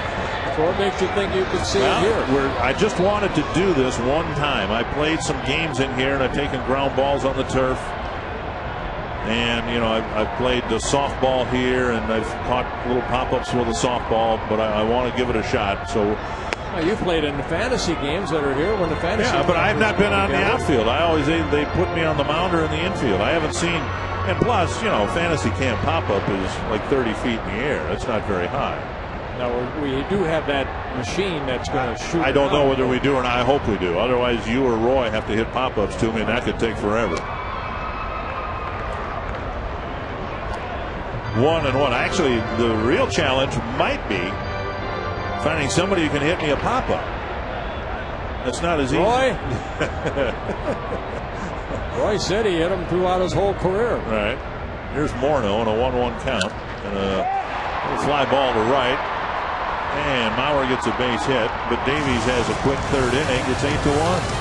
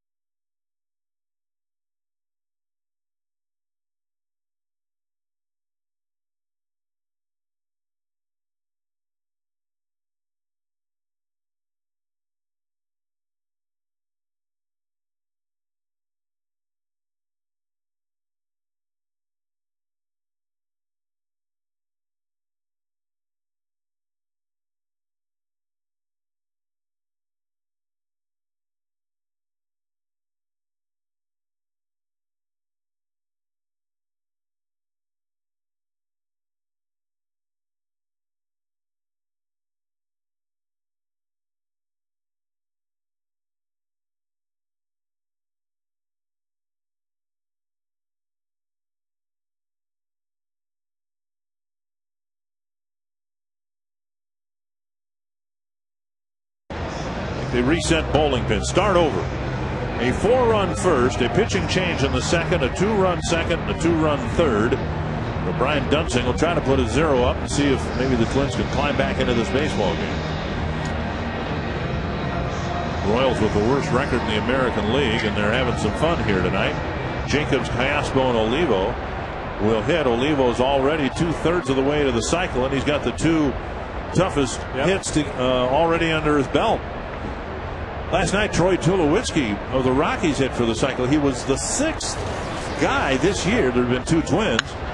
The ground ball up the middle. KCA with a good play, but the throw pulling Morneau off the bag, and the 4th inning starts with a base hit. And all 4 innings have started with a Kansas City hit. Yeah, Tulowitzki not only hit for the cycle, 7 RBIs in that ball game. Nice effort right here by KCA. An off-balance throw pulling Justin off the bag. Remember when Paul Molitor was threatening for the cycle with the Twins? He'd already hit one against the Twins.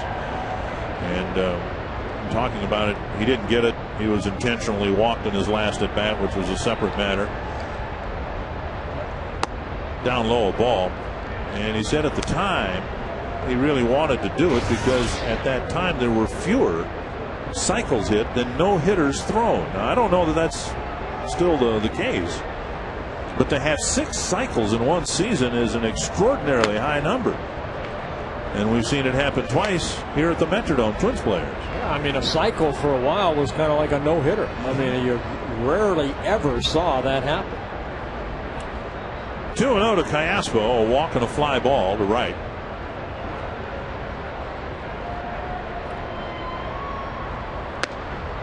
And Brian Dunsing has been a little wobbly with his control too. He's thrown 45 pitches, 25 strikes. A couple walks for Dunsing last inning.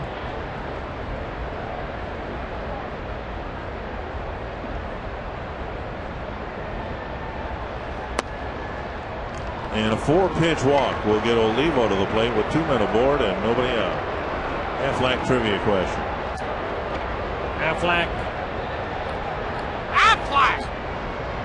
Aflac Duck getting a day off yesterday. Who's the only Royals player to hit for the cycle against the Twins? Well, comes Rick Anderson to the mound. You think of the Kansas City hitters who would be capable of hitting for the cycle. Certainly George Brett. Amos Otis, Willie Wilson. How about Frank White? Frank White. Freddie Patek. I think he's the guy, to be honest with you. Without looking it up, I think it's Freddie Patek. But sometimes it's an unlikely player. Travis Hafner, you would think, would hit for the cycle, but he did that against the Twins. There's Frank White doing some broadcasting for the Kansas City Royals in relief of Paul Splittorff, who is on the recovery trail, and we hope to see Paul in a couple weeks when we go there. We sure do. Here's Olivo. He hit a triple down the right field line his first time up, then a home run. So this being just the fourth inning, stands to reason he's going to have at least 3 more plate appearances to get a single and a double.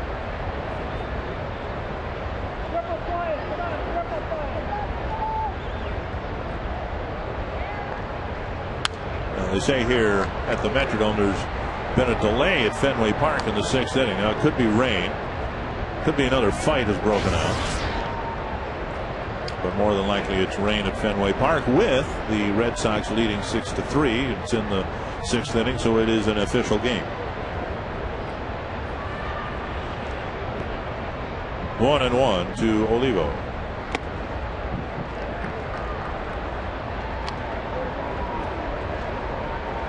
Two and 1. Olivo's home run in the 3rd, his 16th of the year. Considered to be a pretty good thrower behind the plate. And it'll be a single for Olivo, and now he needs just the double. A wicked one-hopper, and Harris is a little frustrated with his glove right now. He's had a throw and now a hot ground ball come out of the glove. Bases loaded, nobody out. Olivo hitting this ball sharply. You see Harris set up for it, and the ball played off to his left. Able to knock it down. You see a little short hop right there, and right off the end of the glove. Maybe he does need Justin's glove. Gordon doubled in a run in the 1st, struck out looking in the 3rd.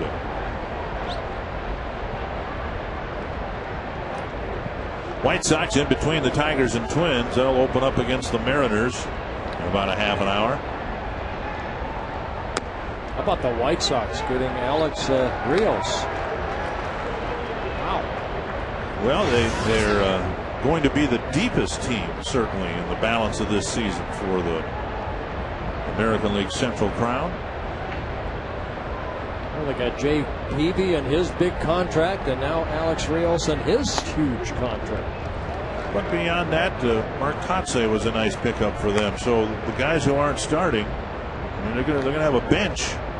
The White Sox are that they're going to be able to pull guys off the bench for some big pinch hitting at bats. But clearly, the big news, the financial obligation that the White Sox have assumed with the Rios contract and the Peavy contract filed at the plate.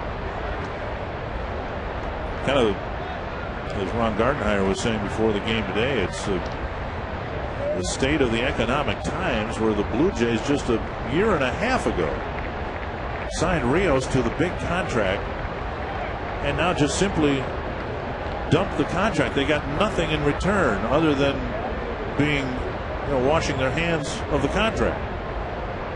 They didn't get a prospect. They didn't get future considerations. They didn't get any deep dish pizza. I mean, they got nothing. 1-2. And Gordon strikes out for the first out of the 4th. And Dunsing picks up his 2nd strikeout, both against Gordon. You can ask us a question or comment, and online at carsoup.com/baseball.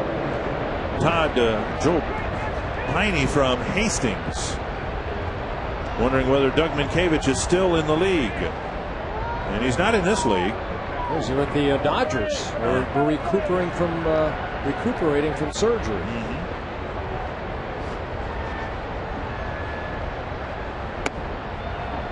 Just off the outside corner to Betancourt. Since leaving the Twins, he's won a World Series with the Red Sox, caught the final out, kept the baseball.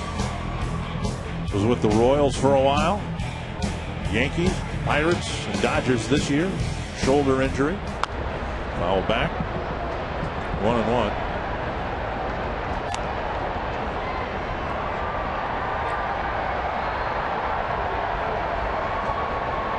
Dunsink trying to pitch out of a real mess here in the fourth.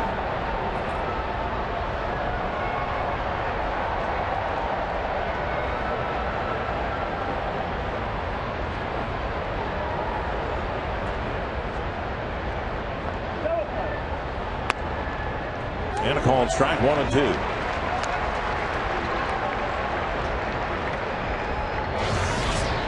Had fallen out of favor in Seattle. He has a second chance here with the Kansas City Royals. If he can do nothing more than play good shortstop, hit in the 250, 260 range, he could be with the Royals for a long, long time. Foul back and out of play. And you look at the situation the Twins have had with their middle infield this year, and it's been very unsettled, and it's been noticeably it's been visible in the standings. Now you look at Kansas City's situation and the chaos they've had in their middle infield for such a long period of time. It's no wonder they've got the worst record in the American League. And that's where you want to be. You want to be strong behind the plate, short and second and center field. Betancourt with a base hit to left. One run will score. It's 9-1, and the bases remain loaded. Keppel is warmed up. We'll see if the Twins want to make a move here. Dunsink has not retired back-to-back hitters here either. And now here comes Ron Gardenhire. Well, not a good evening for the pitching staff for the Minnesota Twins. And Bobby Keppel will be the third pitcher for the Twins tonight.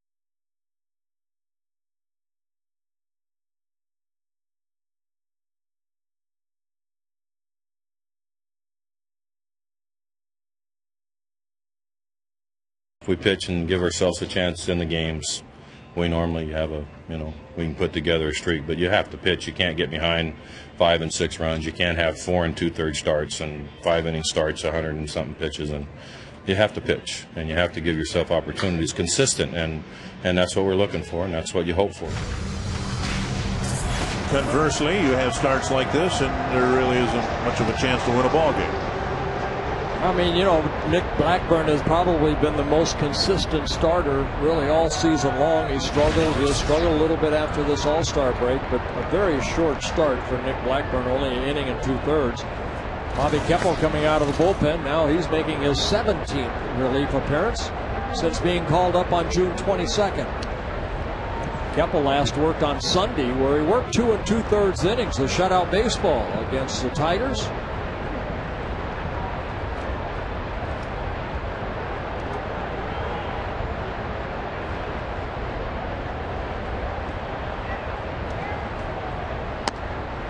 One and one. Joe Mauer's 26 years old, and by night's end, this might be the longest night of his professional life. He's had to catch 3 different pitchers now. And all the pitches thrown, and I'm guessing there have been about 110 of them thrown here so far. Only a handful have been thrown from the full windup. There have been leadoff hits in every inning. Bases cluttered with runners. 2-1 to the number 9 hitter. Meyer walked his last time up. And a high chopper foul. Fouled at the plate. Yeah, they got a piece of Meyer right there. Good sinker. Keppel, once property of the Kansas City Royals back in 2006. He did make 6 starts for the Royals in 8 appearances, 0-4 with a 5.50 ERA. Was released by the Royals, then signed by the Rockies, then to the Marlins, and then signed as a free agent by the Twins over the winter. Poked foul. In talking specifically about Perkins and Liriano, Ron Gardenhire was catch by a fan in a suite. Ron Gardenhire talked about the innings pitched last year after injury issues the year before, trying to explain why. In Liriano's case, he's just been basically ineffective for a good part of the year. Lifted down the left field line, and Delman Young will make a foul ball catch. And a throw home, and Mauer with the tag, a double play. Good throw by Delman Young right down the baseline, and the Royals trying to score another run, already up by 8.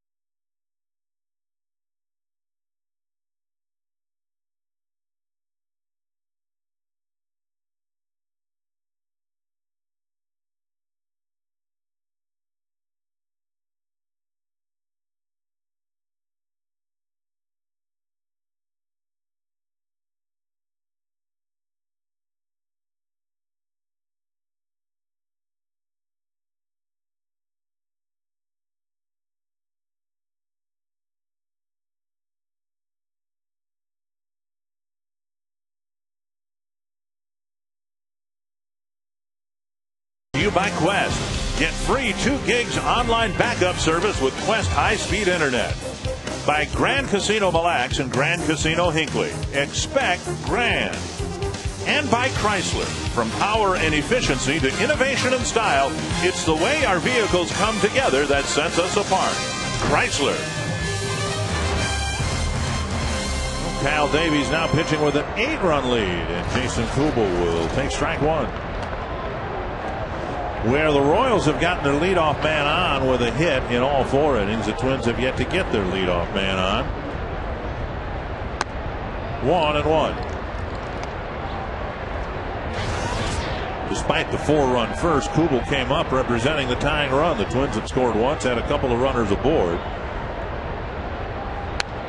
And that's where Davies really, despite his struggles, was able to bear down, get Kubel, strike out Kadire, and the Twins haven't threatened to score since.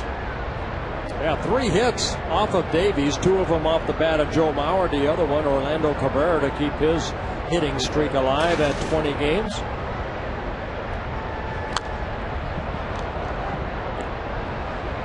One and 2.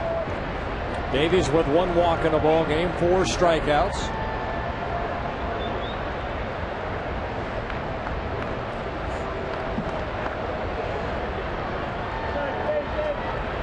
1-2 to Kubel. Couple of walks, couple of hits. Somebody jacks one. We're right back in this thing, right?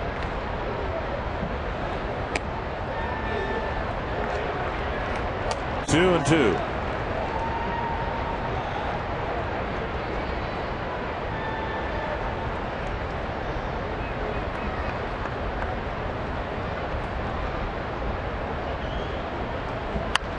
Hooked foul.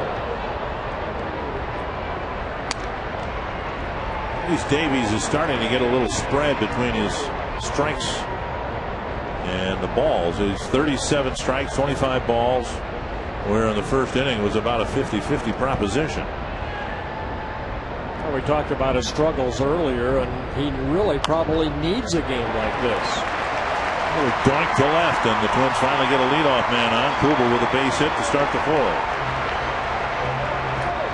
Friday night, the Twins will be handing out a commemorative ticket holder and lanyard to the first 10,000 fans. MLB 2K9 presents the gift that can be used to hold your ticket to one of the final Metrodome games and games next season at Target Field. Twins and Indians on Friday, and tickets are available at twinsbaseball.com or call 800-33-TWINS. Indians did it again to a playoff team or a playoff contender. They shut out the Texas Rangers 5-0 at Progressive Field. Costly loss for the Rangers. And the Indians might be calling the Phillies saying, hey, can we reverse that Cliff Lee trade? Aaron Laffey starting for the Indians against Dustin Nippert. 1-1 to Cuddyer. Like Kubel, Cuddyer had an at-bat in the first inning where he represented the tying run. And Davies ended up striking him out.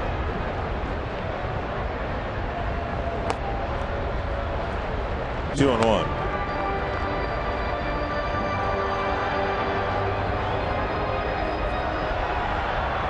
Crowd on hand, and they have not had a whole lot to cheer about.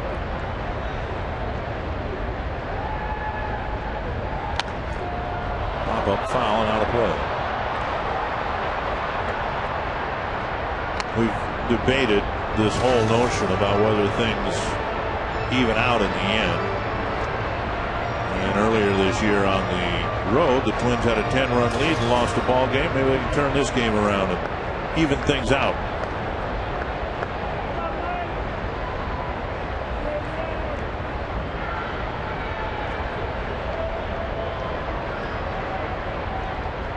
Two and two to Cuddyer.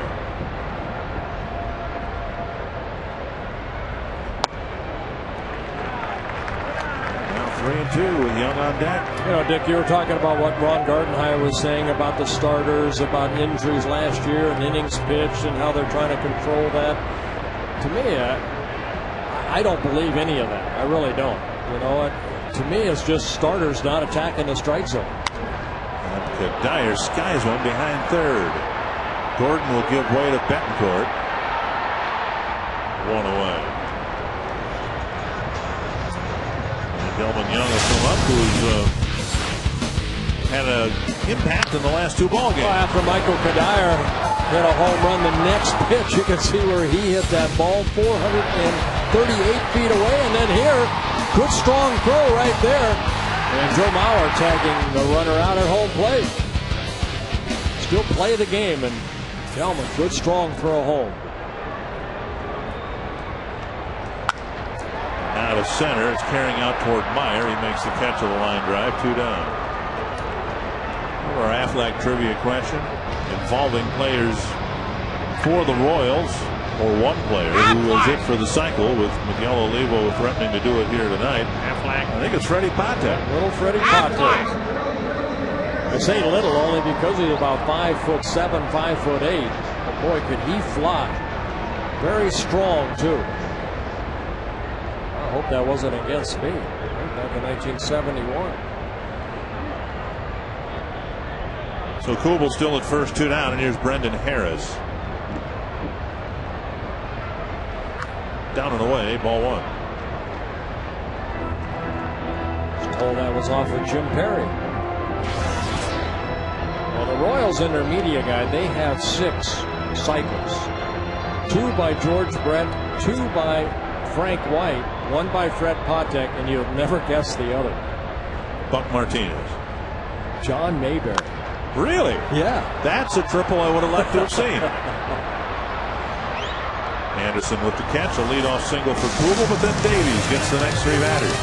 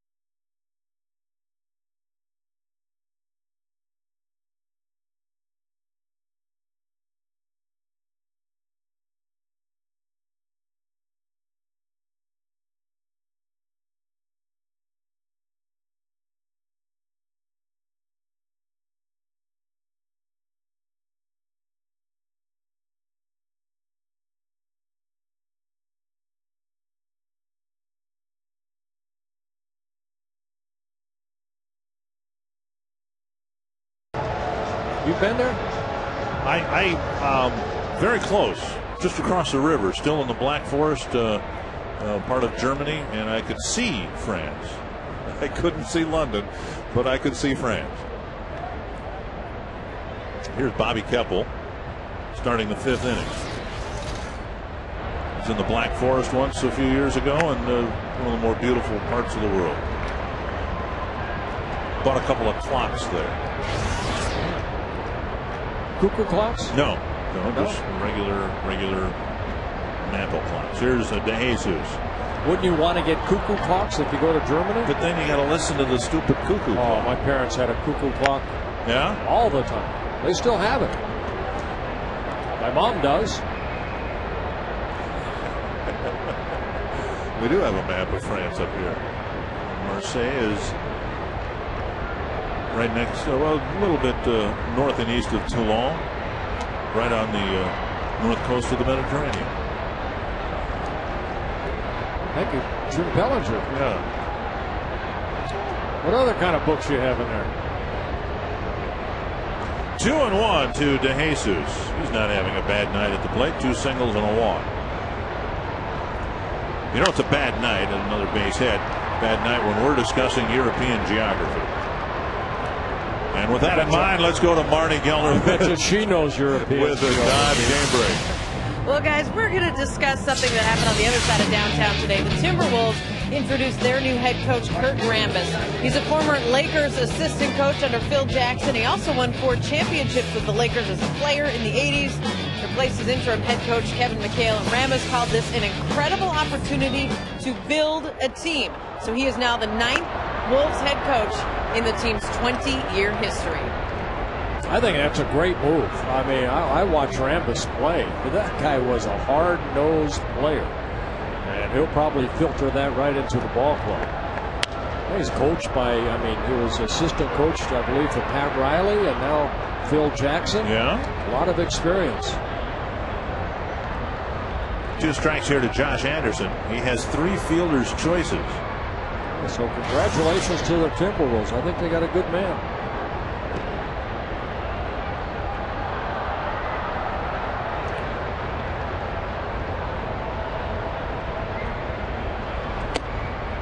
And Keppel trying to clip the inside corner, but missed 1 and 2.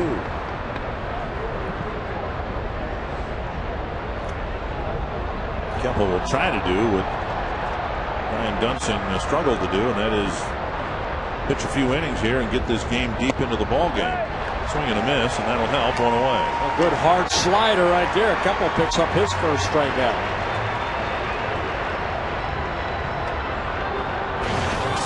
You can get your single game tickets for the final 2 months of the Metrodome by logging on to twinsbaseball.com. You can also load up on the latest Twins merchandise and the latest information like player appearances, special events. All things Twins at twinsbaseball.com, where baseball's always on. One away in the 5th. Here's Billy Butler. And a bounder foul into the Twins dugout.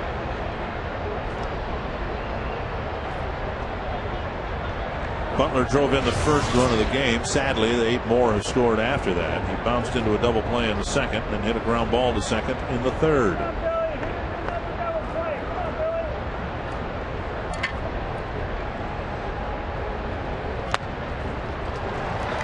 Oh, 2. If he gets into another double play, it'll be the first 0 that the Twins pitching staff has been able to post on the board here tonight.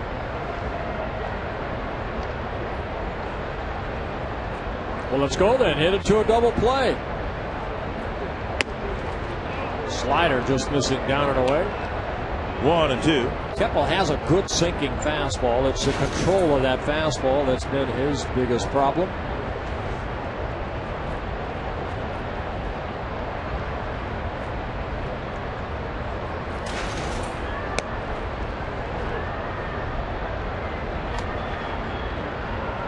Two and 2.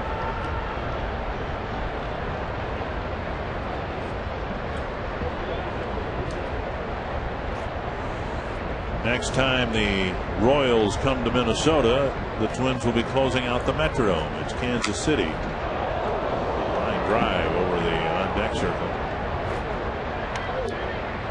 The Kansas City Royals will play the final game at the Metrodome, as they played the final game at Metropolitan Stadium at the end of the 1981 season. And I believe Mr. Smalley will remember that, or has remembered that. We'll talk with Roy about that in a little bit. 2 and 2. Here's a swing and a miss and another strikeout. Good fastball in. Mike Jacobs will hit with a runner aboard and 2 out. Keppel, watch the movement on this pitch right here. That ball just kept riding in on Butler, and he swings through it. Kansas City has been the city that has closed out the Twins up and the Vikings ballparks. The Kansas City Chiefs played the last game the Vikings played at Metropolitan Stadium. The Royals the last Twins game there, and now the Royals will be the last team to play baseball indoors here against the Twins. Fouled beyond the Twins dugout, back into the seats.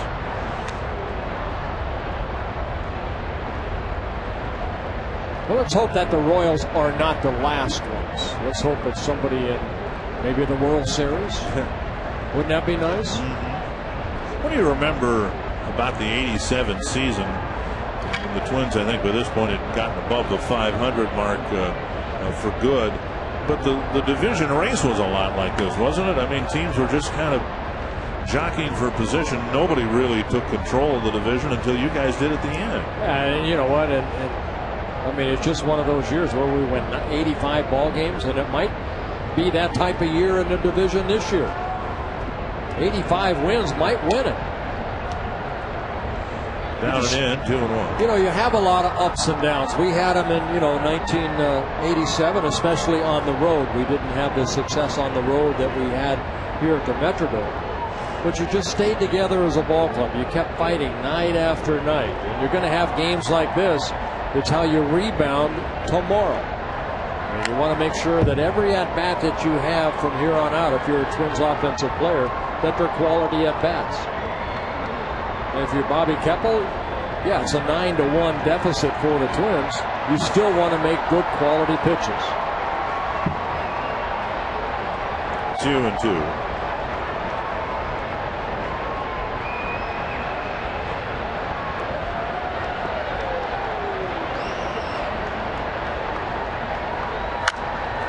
Hit a long way to center field. Bernard Span going back at the wall, leaps and makes the catch. to end the inning. A 0 on the top of the 5th for the Royals. They lead it 9-1.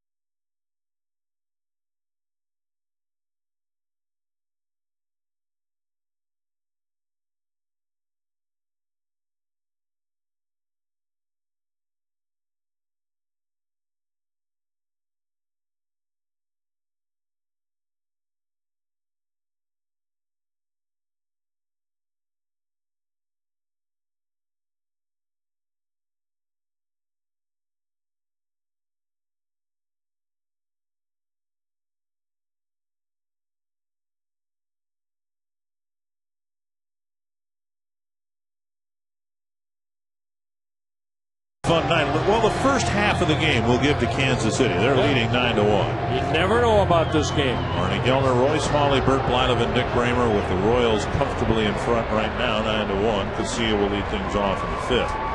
KCA, Span, and Cabrera here in the 5th. And Kyle Davies starting his 5th inning of work. 72 pitches in the first 4 innings.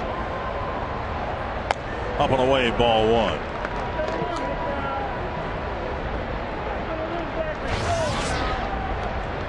KCA with a liner to left his first time up. Hey, before we went to the break, we were telling the viewers that it's the Kansas City Royals closing out the Metrodome for the Twins as they closed out Metropolitan Stadium. Roy Smalley was playing for the Twins back in 1981, and Roy, I was there that day, and appropriately enough for those of us who had fond memories of the stadium, it was kind of a somber, gray, drizzly day when the Royals beat the Twins. It was gray all the way around, Dick. That's for sure. It was a sad day. That stadium had great memories for Twins fans and great memories for all of us who had a chance to play there. Were you in the lineup that day? Oh, Dick, I know why you're talking to me about this. No, I don't. Yeah. Did you make the last out? You don't be so disingenuous. I know exactly why you came down here with this question. And I'm happy to say that I made the last out trying to hit the last home run in that stadium. Larry Gurr was pitching for Kansas City, left-hander, and I was desperately trying to hit the ball out of the ballpark and popped it up for the last out. Oh, you just got underneath it then.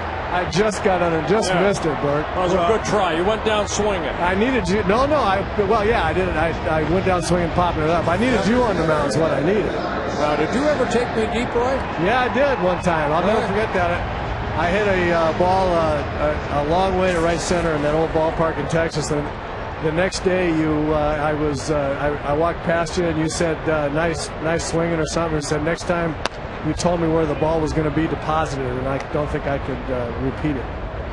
Next pitch you were going to throw me was hard to hit on your butt. Yeah. Well, no, that was more about like where you were going to hit me. Oh. Sliced foul by Span. Hey, Roy, I don't like these guys are hitting balls at me here tonight. I swear I don't know how I got out of the way of that. I don't know why I'm not. That was a rocket. That ball was a rocket, and it was tracking me. I don't know how I got out of the way of it. Well, you look comfortable sitting there. I'm comfortable now, but see, there's another one. I don't know what's going on around here. They're trying to. We got to hit it out there. 1-2 to Span, and Davies has struck him out twice already. Roy, at least recently we have seen, guys, pitchers hitting guys and stuff like that. Is Ozzie Guillen and Tony La Russa, are they overreacting? Well, I don't know, Bert. I don't really know what to say about that. I was never really, afraid of the ball. I think guys, I don't know if it's an affront to their manhood or if they're really afraid of the ball or what it is. I mean, if you get hit in the leg or hit in the backside or in the ribs, I mean, it's part of the game. And, normally that ends it. Somebody gets hit, somebody else gets hit on the other team, and it's over. I've been part of that. You've been part of that, Bert. And I don't really understand. I don't think anybody likes standing up there being the designated target. If a guy just throws at you and misses and throws at you and then he keeps throwing at you until he hits you, then you want to go out there and say, I'm not going to just stand up here like a sitting duck. But well, we saw Kevin Youkilis a little while ago charge the mound, and the only reason I'm saying that is because Ozzie Guillen came out and said, he's tired of his players getting thrown at. But isn't that the responsibility of the pitching staff? So your manager doesn't have to say things like that. Now, if I'm an umpire and I'm doing the Chicago game tonight in Seattle, I'm already looking for maybe one of the Chicago pitchers to pitch somebody hard inside and say, "Hey, you're out of here." Yeah, I really don't think Ozzie should say that. You're right. It's not a manager's job. It really shouldn't be said in the media at all for exactly the reasons that you're talking about, and it accelerates intensifies the reaction to it when there's that much talk about it. I think you take care of it on the field. I think you're right. It has to do with the pitchers, and I think the players have to calm down. I understand. I thought Victorino during the playoffs last year had just a great at bat when they great gesture when they threw over his head, and he said, throw at my ribs, don't throw it at my head. Don't take a chance on knocking me out of the game. I understand getting thrown at, and that's. I think that's the way hitters ought to feel about it. It only, it's a bruise. That's all it is. 2-1 to Cabrera, and he lines it foul. What I found fascinating within the last week, and Bert, we talked a little bit about it when we were in Texas, the Rangers designated Vicente Padilla. Now, this is the reverse of what you guys are talking about, because Padilla was constantly drilling hitters, and then the Michael Youngs of the world were being hit in retaliation for something Padilla kept doing on a repeated basis with impunity. And so the Rangers had enough of that and finally released him the other day. Well, I don't think they released him specifically for that. They designated for assignment because he wasn't pitching very good. But that was the reason they sent him through waivers, was because they just didn't want to deal with him anymore. The position players on his own team complained enough about it. 3-2 to Cabrera, and a swing and a miss, out number 2. You're right, Dick. That's the other side of it. You surely, as a manager or a player, you surely don't want your pitcher just throwing at everybody on the other team all the time. Nobody wants to get thrown at. Nobody wants to get hit. But it is part of the game. If a pitcher, and I know, Bert, how you feel about this, and if a guy's wearing you out as a pitcher, you come inside hard and you say, look, you don't just get to stand up there with impunity and swing from your heels, and you come in there and let him know. And then if the other pitcher says, no, you're not going to treat my players like that, and he gets one of your guys, then it's over with. Then everybody knows what it was about. Exactly. Down and into Mauer, 1-0. Joe with 2 hits in the ball game. Offensively, about the only bright spot in the box score.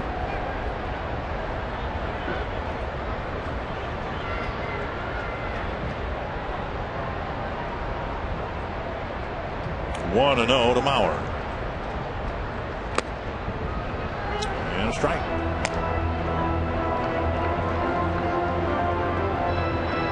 Joe, as we said, started the day with a 3-point lead in the batting race, and now he's raised his batting average 4 points.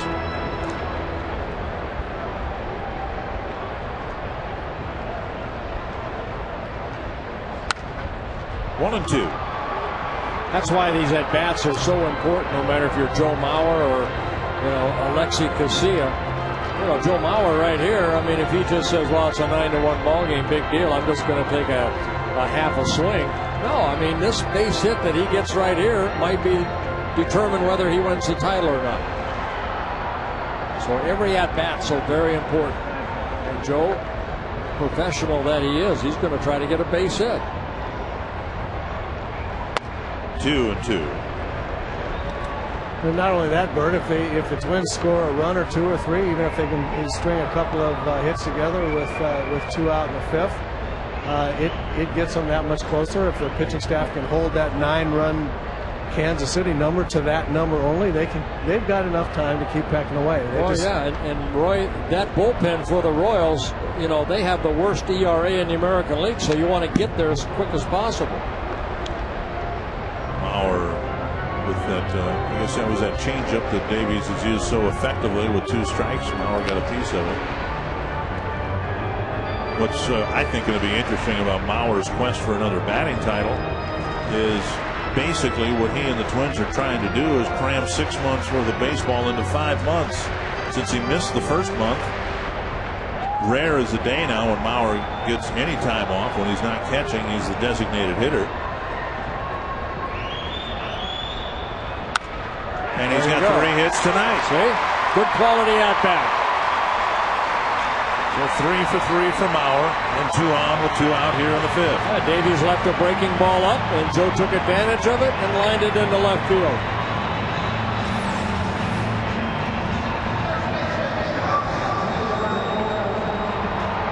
He's really something, isn't he? He's fun to watch. Yeah, he really is. Dick, you said he tried to cram 6 months of baseball into 5. He crammed 2 months of hitting into May. That's right. Well, here's Morneau, and well, singles are nice, but the Twins need Morneau here to click one here and maybe get this crowd into the game a little bit. And he flips it foul. Roy, you ever go into the, other than your final at bat at Metropolitan Stadium, do you ever go up there in a situation like this, you know, saying, you know what we really need here is a 3-run homer? you know, you think about that, and then you have to say, okay, if I want to hit a home run, how do I do it? You just look for a pitch that if you get the bat head out in front and happen to elevate it, it can go that direction. There's a difference between swinging for a home run, which kind of makes you feel like you're swinging from your heels and trying to do too much, and trying to do it the right way, which is if I get a fastball in the inside middle that I get the head out of the bat out in front of, this ball could, you know, stands a chance to go out, and then you just try to do that. Well, he's trying to do it against somebody that has had a lot of success against him. And Justin came into the game just 1 for 15 lifetime against Kyle Davies. And against, when you've had a situation, pitcher own you like that, you generally are not thinking about home run. You're saying, okay, I'm going to try to hit it hard, just center one up here and hit it hard somewhere and get off the snide with this guy. 2-1, 100th pitch of the night for Davies. And another good changeup. See, what he's able to do is in a fastball situation, we've seen Davies use that changeup. He's done that very well, Bart. He's got enough fastball to get guys aware that they got to be a little quick, and then he's throwing the changeup in fastball counts, and it's really gotten in their minds a little bit. 2-2 to Morneau. Close pitch taken for ball 3. A little bit low. Kubel on deck. Span at second. Mauer at first will be taking off. A little extra base hit right here. Full count to Morneau. And a walk will get Kubel to the plate with the bases loaded. Well, second time he's walked Justin in this ballgame. Activate the Kansas City bullpen. Elementary math would tell you that the Twins need 2 grand slams to tie the game. They can get one of them here from Kubel.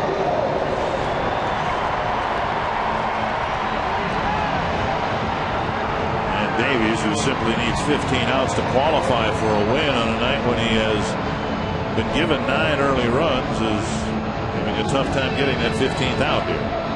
A couple of good hitters getting in his way here. Mauer's single, Morneau's walk, and now another good hitter in Kubel awaiting. Ron Mayhew starting to loosen up. And Bob McClure, the pitching coach, on his way out. Give Mayhew some more time to start to loosen up that arm.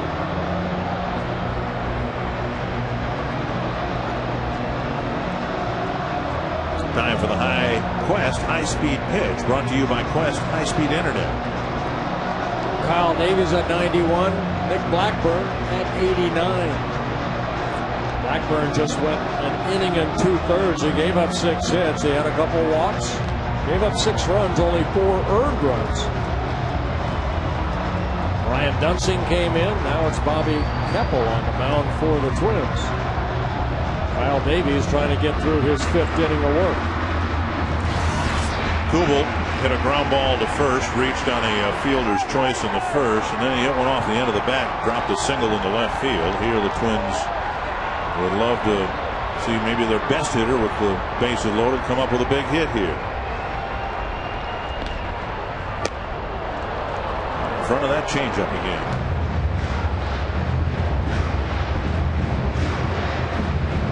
Kubel has 1 grand slam on the year, his 5th career grand slam coming here at the Dome in the middle of April. Capped off the cycle. Yep. 1 strike to Kubel. Against the Angels.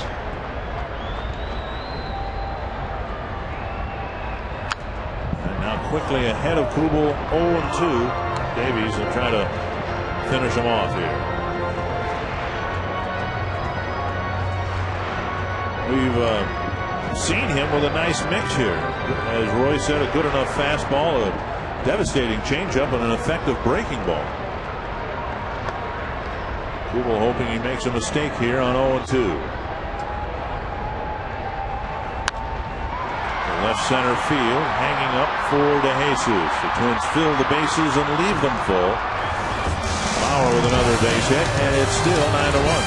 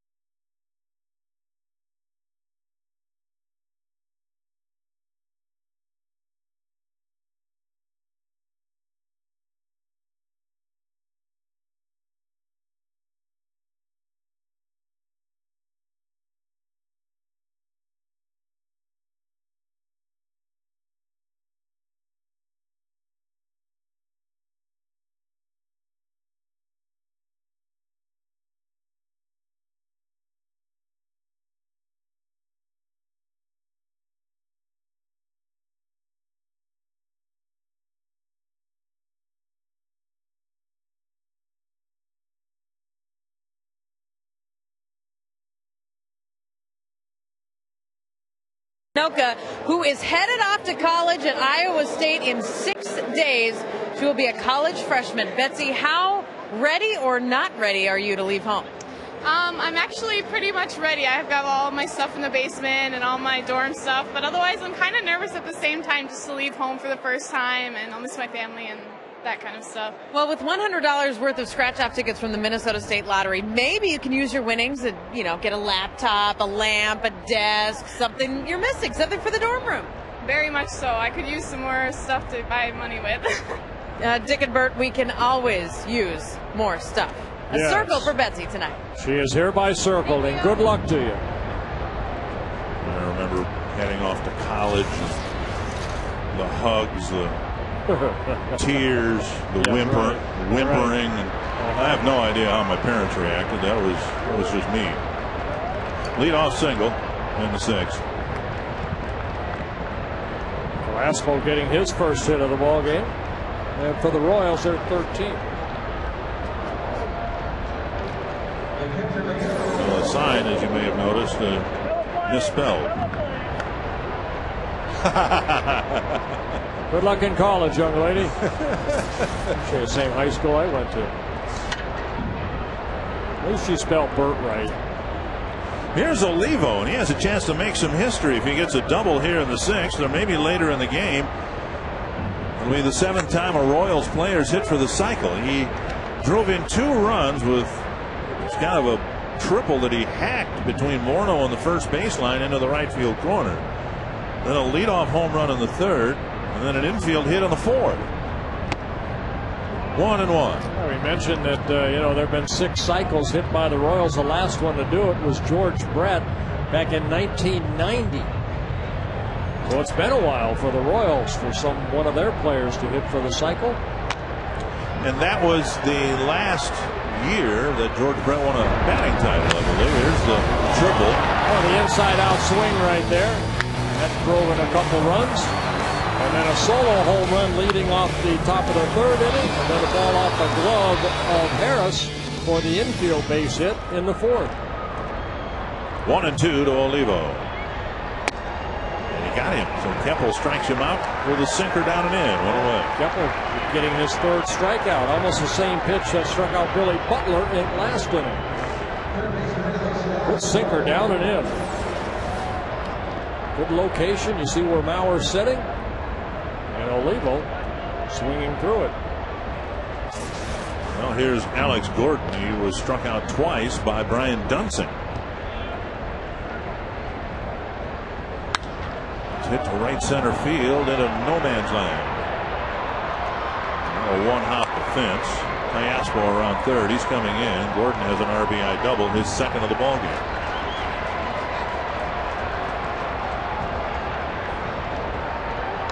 So another game where the Twins have given up 10 or more runs. And it is the 4th straight home game where the Twins have given up 10 or more runs. Well, that ball hit right in the gap. Span gets it back in. It's a 10-1 Royal lead.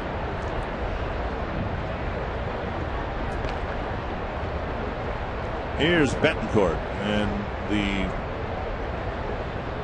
word that keeps being used, the quality needed for the Twins is consistency, and the reason they are where they are is inconsistency in the starting rotation. Just look at the last 7 home games. The Twins swept the White Sox primarily because of very good starting pitching, winning by scores of 4-3, 5-3, 3-2, and I think a lot of people thought, well, now this pitching staff is ready to go. This is what we've been looking for all year long. Then they were swept by the Angels, scores of 11-5, 11-6, 13-4, and this one already is 10-1. Now, if that's not the definition of inconsistency, I don't know what is. 2-1 to Betancourt.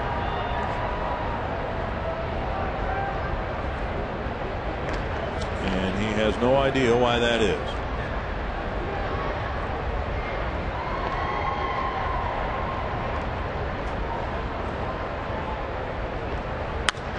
It's down the right field line and deep.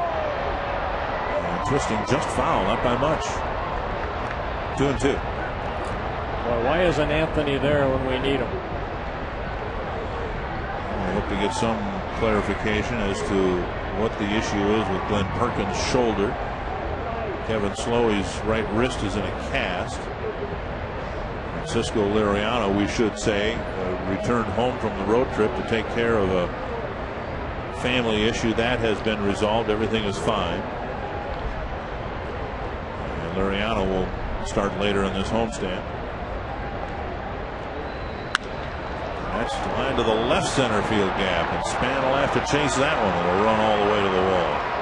Betancourt's second hit. He wants a triple. And he's in. So a single, a double, and a triple, and the guy who needed the double, Olivo, didn't get it. He struck out. Well, Betancourt with his speed, his 4th triple of the year, picking up his 2nd RBI of the ball game. Saw Gordon go the other way. And he scores the 2nd run of the inning. And Betancourt hustles all the way over to 3rd.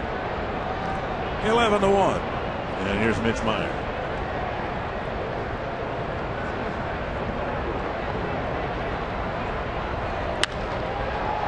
Span will try to flag this one down. He's getting his running in. Tagging from third and scoring is Betancourt, third run of the inning. Meyer gets credit for a sacrifice fly. Dairy Queen's Miracle Treat Day is coming up on Thursday, and Matt Guerrero has more info. Fox Sports North and the Minnesota Twins encourage you to visit any participating Dairy Queen location on Thursday, August 13th for Miracle Treat Day. For every Blizzard treat purchased, $1 will be donated to Gillette Children's Specialty Healthcare. Visit www.miracletreatday.com for a list of participating locations. Bases are empty. That's the good news. The bad news is after a scoreless fifth, the Royals have added 3 more runs here in the 6th. 12-1.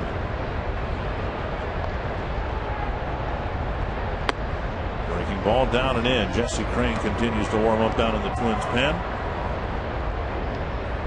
Yeah, 2 triples in the ball game here tonight. And the Royals came in leading the American League in triples. Now they have 38 on the year. And Keppel will tag out to Jesus to end the inning. 3 more for the Royals that they probably won't need.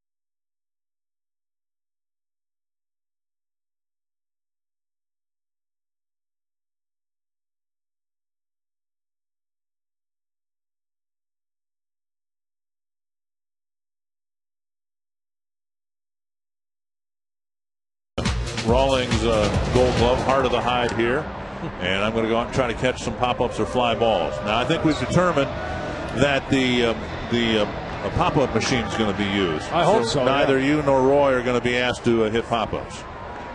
Well, you might be asked to, but anyway, we're going to try to catch some pop-ups. Just as a ordinary guy who's watched a lot of baseball here, I'm going to see if I can see a ball on the ceiling. But Frostbrewed Coors Light Freeze Cam, and more to come later on tonight. I say we do it during a ball game, maybe on Thursday when the sun is setting. It's a lot easier to see at night. No, I want it during the day. It's not going to happen. Here's Ron Mayhay pitching to Michael Kadire in the 6th. I just said at the start of the year that I'd like to try this sometime, and they picked tonight, so we're going to do it tonight.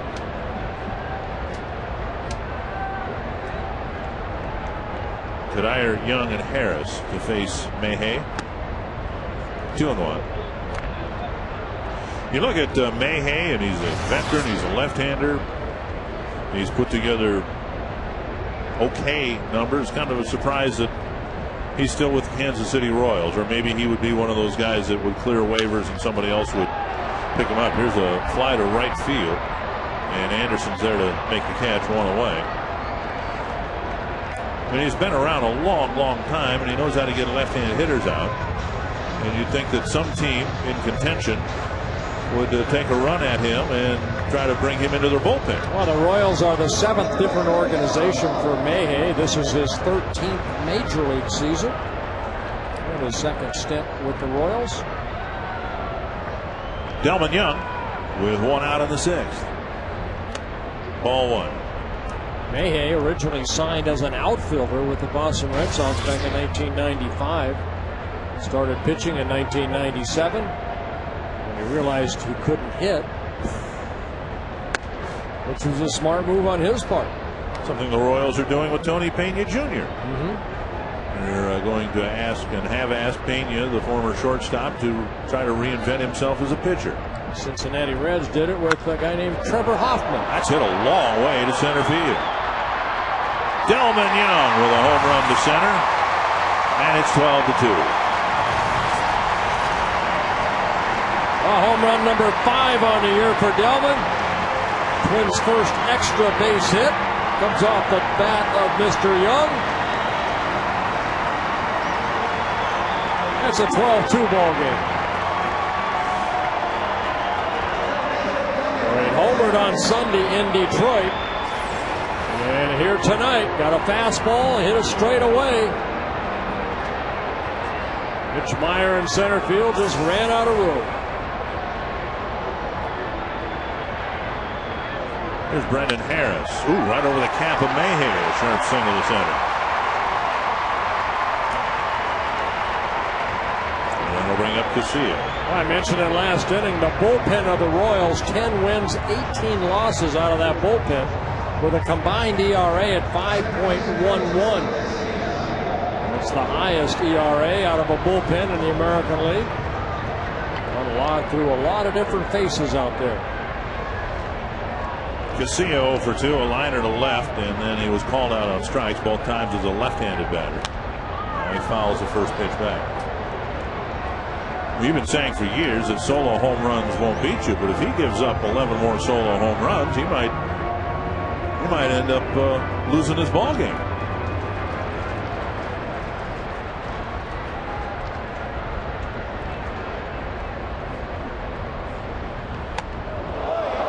Up and in, 1-1.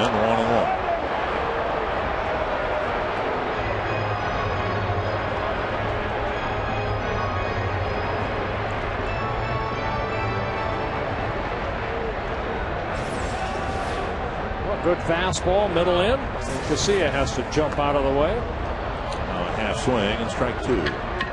Mayhay has a good fastball, also a hard slider and a changeup.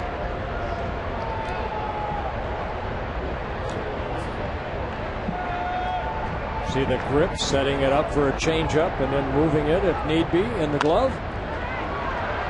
Gordon. And Butler can't hang on to the ball. We talked about this earlier. Jacobs in the DH spot, and that forces a guy who probably should be a DH to try to play functional first base. Trying to throw a little bit high right there, and Butler right off the tip of his glove, almost a snow cone right here. That's Butler as Gordon throws high, leaps up for it, and the ball. This will give us a better view right there, right off the tip of the glove. Should be an error on Gordon on the throw. Span fouls it to the screen.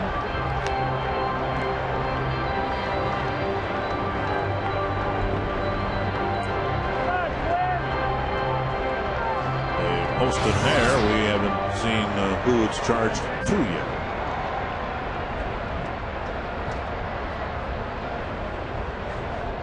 And they give it to Butler. I think whoever their official score is, they've messed up a couple times already. Blackburn should have had the error in the second, and right there, Gordon should have had the error. 1-1 to Span. He struck out twice and walked. Now breaking ball over, it's 1-2. Still in a delay at Fenway Park, 6-3 Red Sox.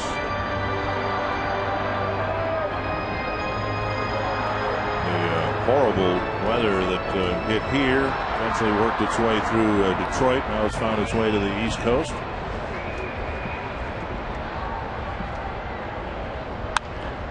And a little fister to short.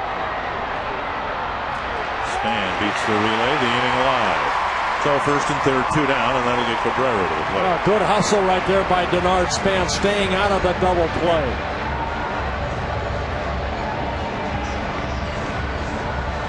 Span wincing. That ball contact stung his hand.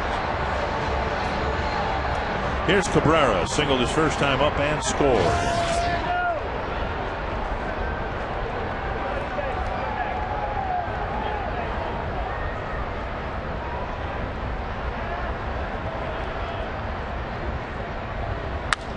And a chopper to second. Caspo over to Butler, and the inning ends. A home run for Delvin Young. It's 12-2.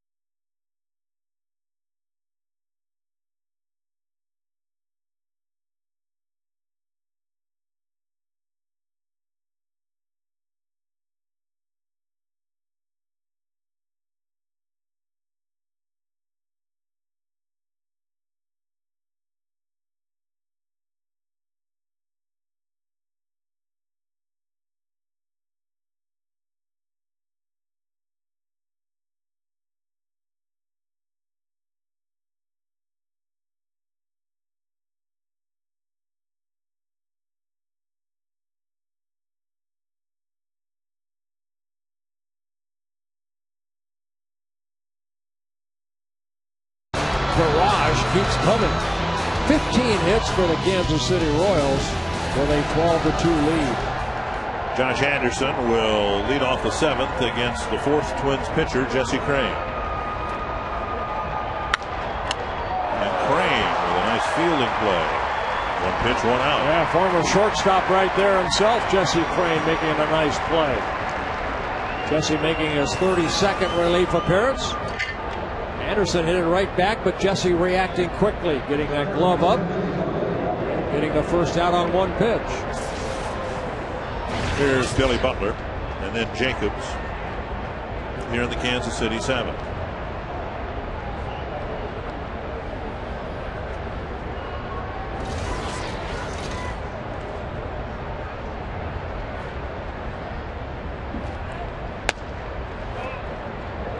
Ball 1. Butler with the RBI single in the first, and then a couple of ground balls and a strikeout. One of the grounders turned into a double play.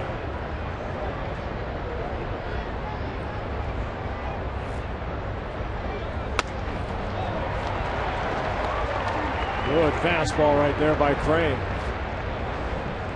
Jesse last worked on Friday in Detroit. 1 1/3 inning of shutout baseball.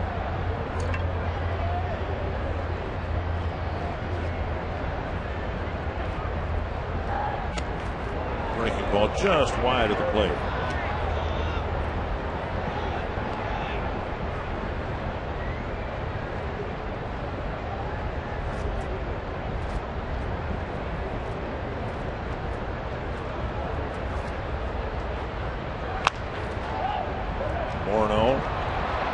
recovers and finds Crane at the bag. 2 down.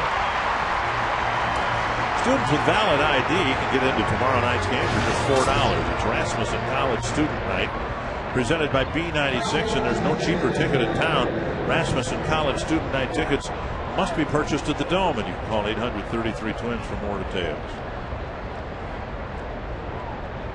2 down in the 7th, and Mike Jacobs, the hitter. I want you to try this on for size, because I've been thinking this for a long time. You look at Crane's numbers, and they've obviously not been very good. He was demoted because of that. 26 in the 3rd innings, 32 hits, just 3 home runs. An opponent batting average higher than he would like at just over 300.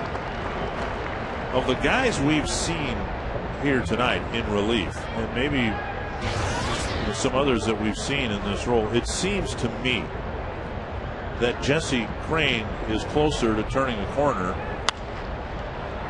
There's a fly to short left. Delman Young comes in. Cabrera makes the catch. So 1, 2, 3, 7. We'll ask you, he'll probably be asked to pitch in the 8th again, but we'll talk more about Jesse Crane later tonight.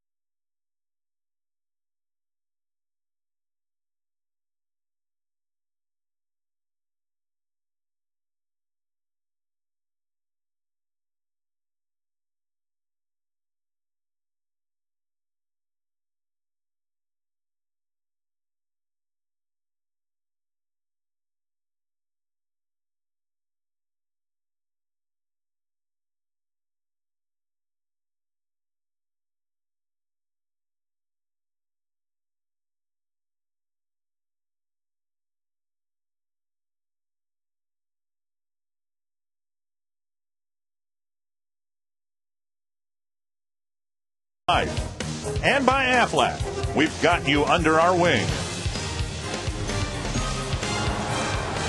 Look at our Mountain Dew fans of the game.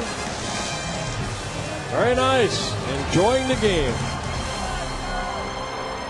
Probably listening to John Gordon and Dan Gladden. I played in John Gordon's golf tournament yesterday. Touch 'em All Classic over at Brackets. A good day for it. Yeah, beautiful. He had a very good turnout. Joe Mauer 3 for 3, 3 singles. The average up to 370. Will be followed by Justin Morneau and Jason Kubel.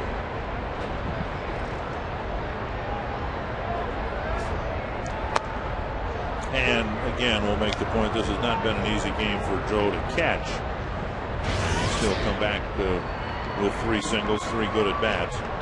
Twins with just 7 hits, and Mauer has 3 of them. 1-1.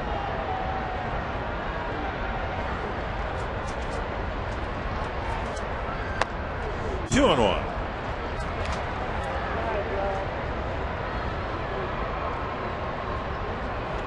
Mayhay gave up a couple of hits, including a home run to Delman Young in the 6th.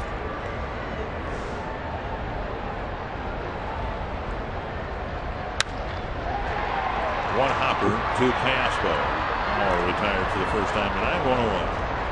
And that'll bring up Justin Morneau.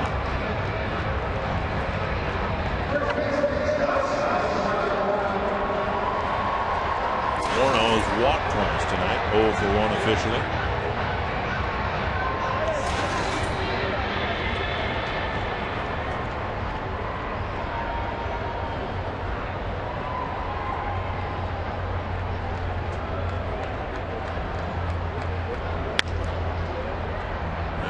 foul ball. 1 strike. Most days since the All-Star break, the Twins have had the leader in the Triple Crown categories. Mauer in the batting race and Morneau in the home run and RBI race, and now he's got a couple of guys with 1 more home run than he has. 1-1. Yeah, that being Mark Teixeira and also Carlos Pena. Teixeira of the Yankees, Pena with the Rays, with both 29 home runs. 1-2.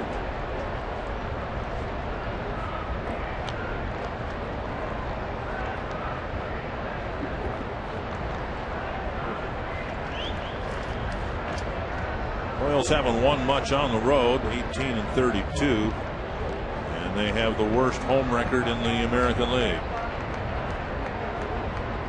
On the bullpen, the catcher Mike Redmond might be ready to come in for Mauer. Jim Reynolds, the third base umpire, saying Justin held up. Yeah, Mauer caught a lot of pitches here tonight. A little over 32,000 to paid, 32,121 tonight. Morneau with a little pop up on the right side, hit right at Piasco. And Mayhay gets Mauer first, then Morneau. That'll bring up Coogan. Well, what did you make of the White Sox getting Rios from the Toronto Blue Jays? And really all they did was assume his contract. I think, Rios is an all-star. He's a guy that, that Toronto did give a lot of money to because he's only 26 years old, I believe, and, his future's ahead of him. I thought it was a great move for the Chicago White Sox. It strengthened, I think, a very good ball club. I think they might be the team to beat in our division. Redmond coming to the dugout. Looks like he's going to pick up the catching duties. How about you? 1-0. What about your thoughts? The contract took a lot of people by surprise when he signed it, and it was apparent that for Toronto, it just was not a good contract for them. He didn't produce as they hoped he would in the first year and a half of his contract. He's having an okay year, but not worthy of $10 million a year.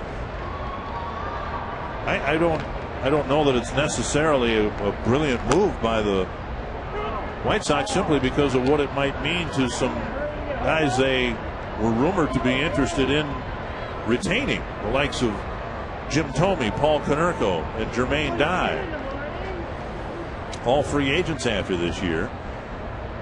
And with the assumption of the Peavy contract and now the Alex Rios contract, I don't know where the White Sox payroll is going to be, but they may not have room to retain some guys who've been pretty key players for them. Well, they're just getting younger, and I think you should see Chicago. It's a base hit right there by Kubel. He picks up his second hit. I think they're trying to filter out some of the older players and bring in some new ones. Well, will Rios, Kenny Williams is trying to do. Will Rios be as good a clutch player as Jermaine Dye has been for the White Sox over the last? I think what helps Dye is that he has Konerko, he has Jim Thome, and I don't think Rios really had that in Toronto. Vernon Wells wasn't having a very good year. No, but I just mean beyond this year. If it's, you can't re-sign everybody. Mayhay throws and Kadyr's retired. The Twins are done in the 7th. Rios can, however, play center field, and maybe that's where he'll find a home in Chicago.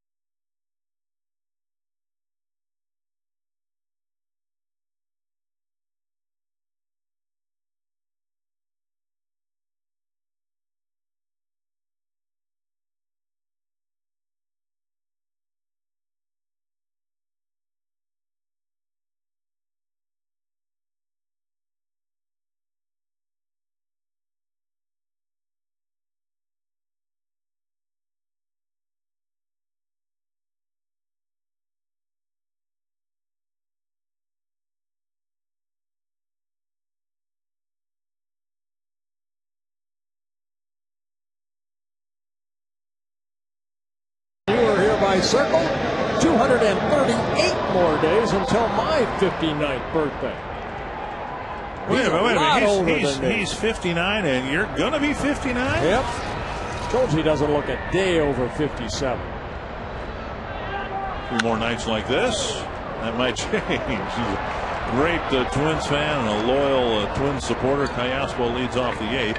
That'll get Olivo up to the plate. It'll be his second opportunity to get a double and complete the cycle. Brendan Harris is at first base, and Nick Punto is at third, with Mauer and Morneau getting the rest of the night off. Mike Redmond behind the plate.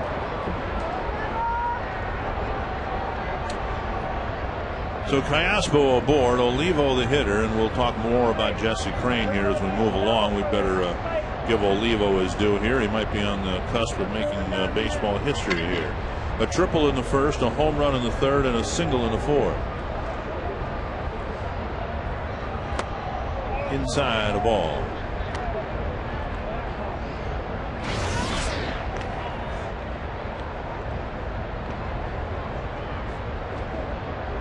Olivo struck out swinging in the 6th in his first opportunity for the double and the cycle.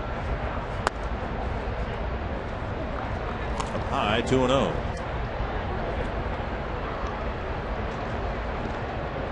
They resume play in Boston in the top of the 7th inning. The Red Sox leading Detroit 6-3.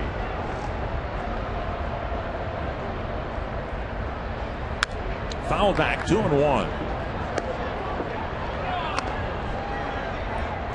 We've seen Crane throw at times an upper 90s fastball, at times a knee-locking curveball,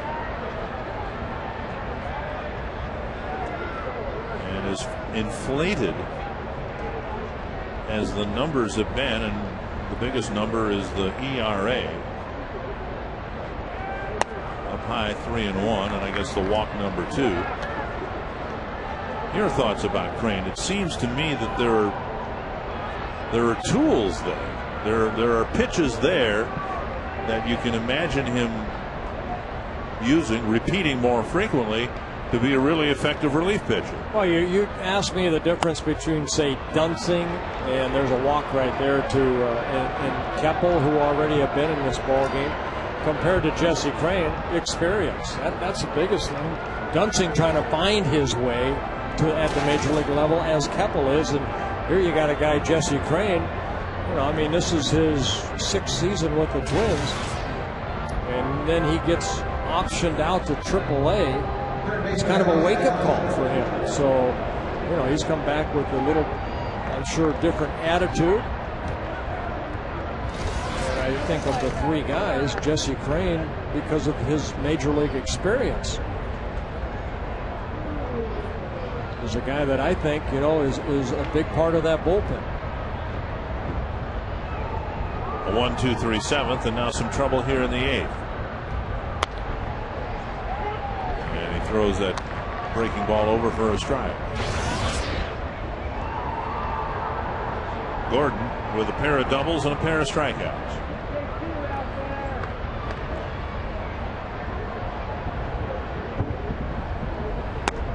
Swing but strike 2. Now Olivo might yet have another opportunity for the double, even though he has walked here in the 8th. There's nobody out.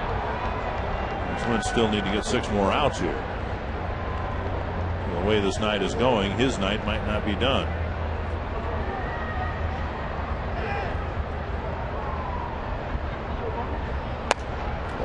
And now 1 and 2.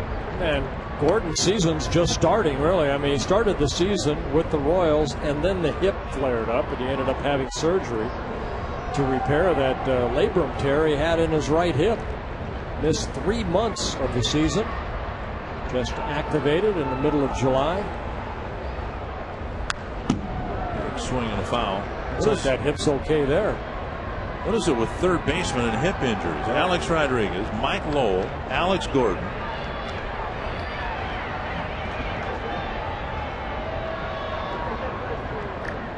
One and 2.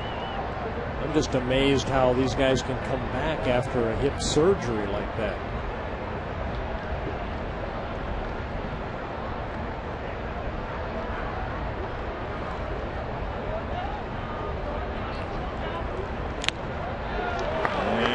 Bregman hangs on, and Gordon strikes out for the third time. First out of the 8th inning. Plus 25 post-game show. We're going to, I'm going to try to figure out how to catch fly balls in the outfield. There have been lost many times in the years I've been broadcasting games here, so I'm going to see if I can see. Hey, see how those guys are running all over the place? Yeah. That's what I want to see you do. Well, I've got some, I didn't bring any baseball spikes, but I brought some sneakers along. I'm going to lace them up here and go out, and if I have to do any running at all, it'll be on a limited basis. Now, a ball will go in the air just because you can't catch up to it, or are you just going to say, can't see it? I don't see Can't it. see it. Yep. I've seen outfielders here do that. So I'm gonna use that ploy. If I can't catch it, I'm just gonna pretend I can't see it. 2-0.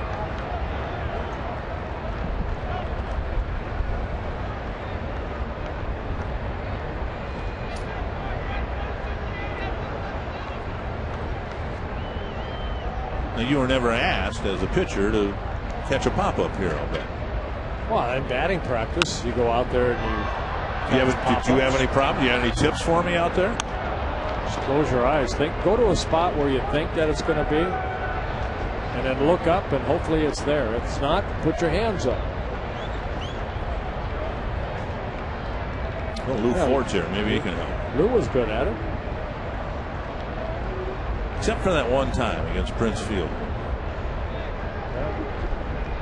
We all have that one time. Some of us have more than once. I suspect I will out there tonight. Good pitch.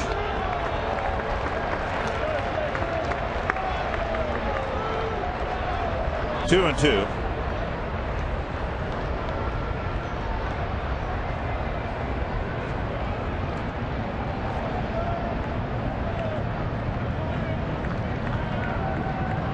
Another rally for the Royals because of a leadoff single and a follow-up walk.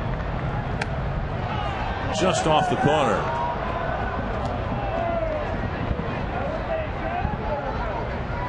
Quicker breaking ball, the slider, I guess. 3-2 with one away. And Mitch Meyer on deck.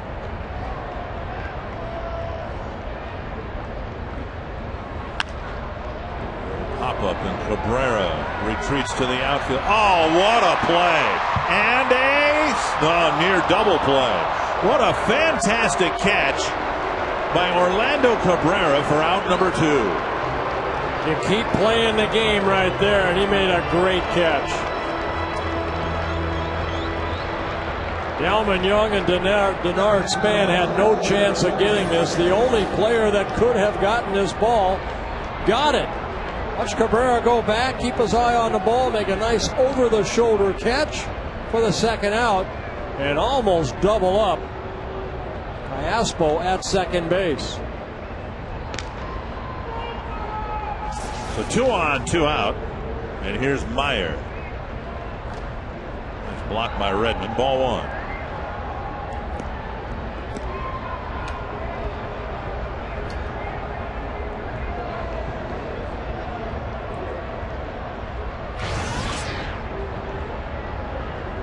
A single, a run scored, a sacrifice fly his last time up.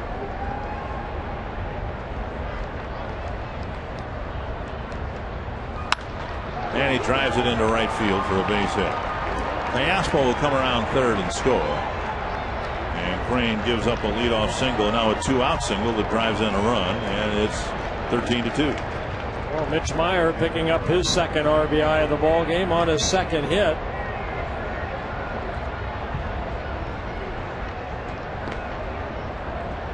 As Iaspo scores for the third time in the game.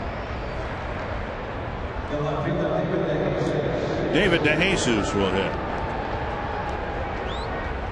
I'm starting to get a little nervous about this fly ball thing because this is a visual medium, and there is a very high probability that this is going to be embarrassing for me. You've been there before. I've been embarrassed many times on television. I'm just picturing there being like a freeze frame of me staring into the ceiling like turkeys do when it rains, just with my mouth open. You don't think the guys in the truck cannot wait?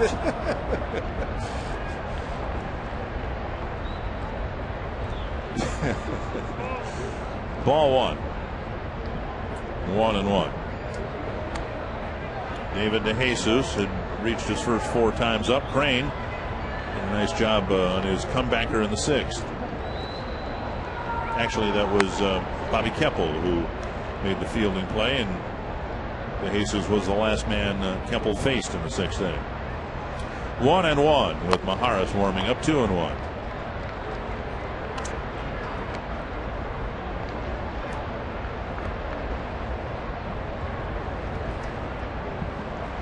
So in Crane's second inning of work, a couple of singles and a walk, and so far 1 run. Of course, what Crane needs to do needs to have to get his ERA back down to respectability is a lot of 2-inning outings with no runs allowed. Right. Well, he's able to do that over his last 3 outings, a total of 3 1/3 innings. No shutout baseball, but don't let any more runs across home plate. Get this guy out. 3-1. And as quickly as things went in the 7th, Crane's having some struggles here in the 8th. That curveball just missing right there. Loaded up now for Josh Anderson. Very unlike. That's 8 walks tonight. Ooh. And 17 hits. Yep. And it started early. I take it back. Only 7 walks. That California man. There was a walk. There were 4 hits, 4 runs in the first. Redmond to the mound, maybe trying to buy a little time here.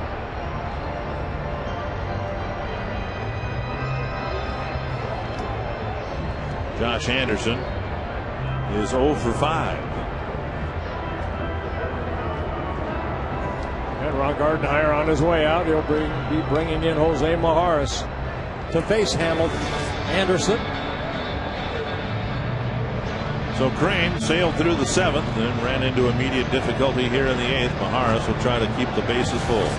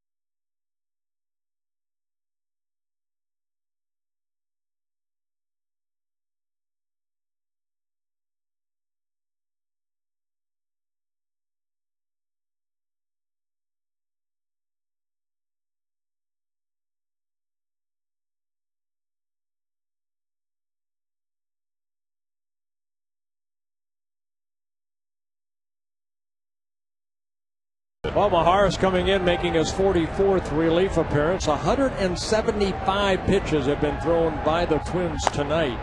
Yikes.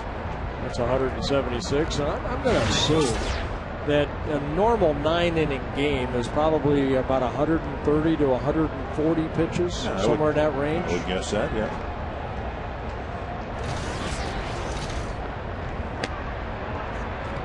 And now 2-0. Anderson has seen his teammates collect 17 hits. They've seen his teammates draw 7 walks, and he's got an 0 for 5 going. Well, we wouldn't be where we're at without guys like Anderson. We'd still be in the 7th inning. Right. 3-0. Boston's added a run in the bottom of the 7th. They lead Detroit 7-3, and Seattle's finally scored on the White Sox. It's 1-0 in the 5th.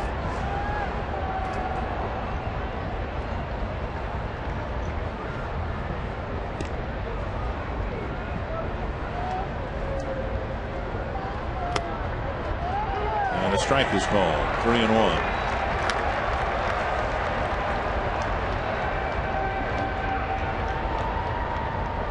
Too many nights like this, particularly at home for that guy. You know, it's the 4th home game in a row where the Twins have given up more than 10 runs. And there's a 14th run, and there'll be a 2nd earned run charged to Jesse Crain. I'm not trying to absolve Crain of the trouble he created here in the 8th inning, but I always thought this was kind of a tough run to give somebody without the relief pitcher coming in and issuing a walk, and it doesn't go on his stats. You know what I mean? The inherited runner stat is really important for somebody like Maharis. The bouncer to 3rd, backhanded by Punto, and that'll end the inning. Yeah, the game's the game, though. That's the way it's always been. 2 more for the Royals, and it's 14-2.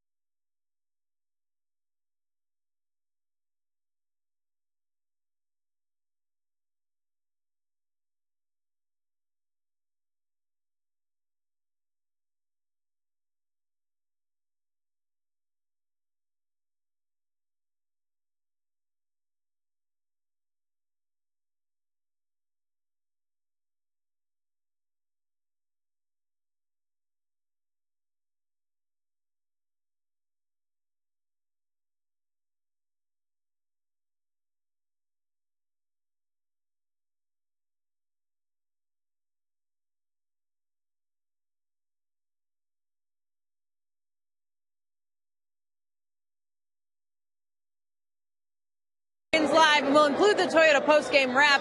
We'll look at Joe Mauer's night after going 3 for 4 so far in this ball game. We'll show you where he ranks in the American League. Plus, we'll head into the manager's office for a reaction from Ron Gardenhire, which might be a little bit emotional tonight. And speaking of emotional, you may laugh, you may cry, but Dick Bramer will be fielding fly balls from the Metrodome roof tonight. Dick, we're all looking forward to the show. And I appreciate the vote of confidence and the positive vibe saying that I'm going to field them. Because on the first hop, I'm going to try to field them, but I appreciate Marty's confidence in my ability to catch a fly ball here. Good luck. Doug Wechter will pitch for the Royals here in the 8th, and Delman Young will face him. Well, Wechter, you can see, just making his 5th appearance. He was activated off the disabled list on August 6th, just about 5 days ago. 1 strike to Delman Young. He has hit a foul fly to right, hit a line out to center in the 4th, and then a home run to center in the 6th. Hot ground ball knocked down by the shortstop Betancourt, and Young will have his 2nd hit. Time now for our Mercedes-Benz E-Class attention assist of the game. Well, right here with the, Delman Young coming over, making a nice catch. A nice throw to Joe Mauer at home. And Caspo is thrown out for the final out. That coming in the 4th inning. You know, it's one of the things we have not been able to see much of. The fact is that Delman Young, when he was with the Rays, was considered to have a very good throwing arm and an accurate one as a right fielder. He hasn't had a chance to play right. Ooh, Harris loses the bat again, and the ball goes over our head. But he was considered to have a very strong throwing arm. One of the reasons the Twins were interested in him, not just because of what they perceived was a blossoming offensive player, but an outfielder with a really good arm. We just haven't seen much of it yet. 1 strike to Harris.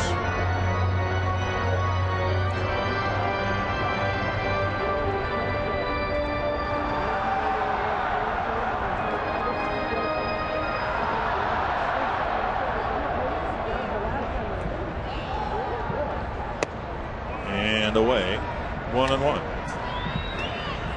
Harris started the game at third base, is finishing it at first base. Joe Creedy, the hope is, will resume his activity at third base in tomorrow's game.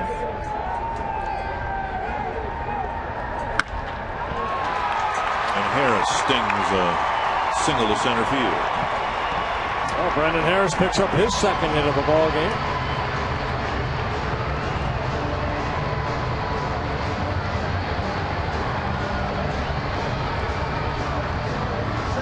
Comes KCA.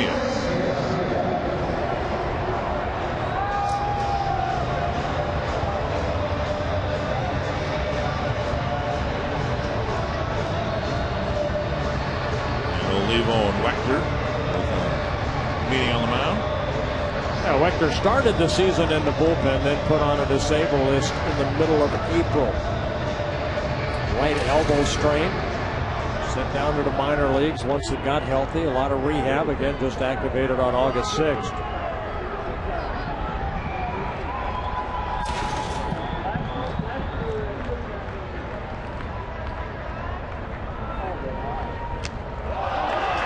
Well, that trip to the mound didn't help. First pitch sent to the backstop. Young and Harris advance. Ball 1. Second Kansas City wild pitch.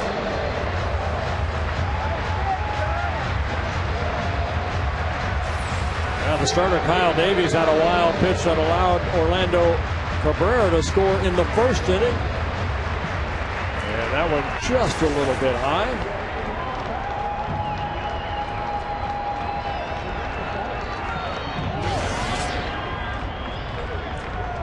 So what you have, even though you're down by 12 runs, you have some RBI out there that you'd like to pick up.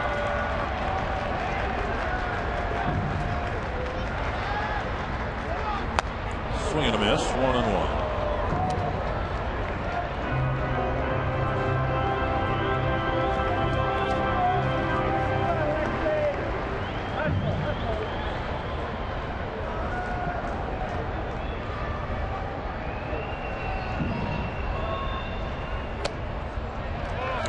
Well, the Twins, for a long time, have professed to be a much better team at home than on the road, but their last 3 homestands have all 3 of them been 500 homestands. Going back to the middle of June, they had a 3-3 one. Then in early July, they went 5-5. And then the last homestand, they won the first 3, lost the next 3. So this is a homestand here where the Twins really need to have a strong one. Win 4, hopefully 5 games. They're certainly not going to win tonight. And he would tell you the same thing he told Marnie in the pregame. You can't do that if you don't pitch well. And they have not been pitching well. Scott Baker will get a start. Swarzak will get one. Nick Blackburn will get another one after a disappointing one here tonight. Liriano, Pavano. KCA, a little pop foul down the right field line. It's fouled by about 3 feet.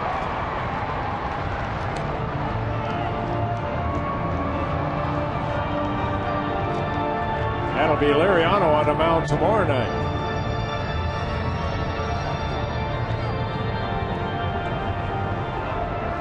For the Kansas City Royals, it'll be right-handed pitcher Brian Bannister.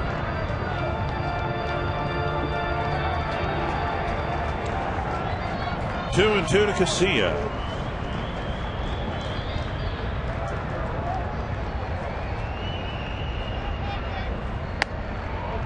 And now 3-2. There's our starters for tomorrow. Brian Bannister will be looking to win his 8th ball game, as Liriano will be looking for his 5th win.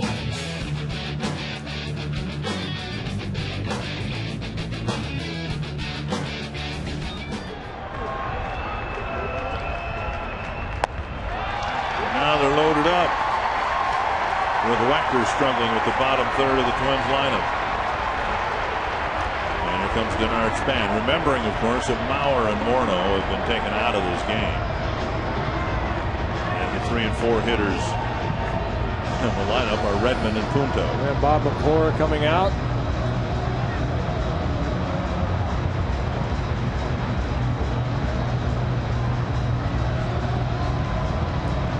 Wechter signing as a free agent by the Royals over the winter. Last year with the Florida Marlins. First came to the major leagues with the Tampa Bay Rays back in 2003.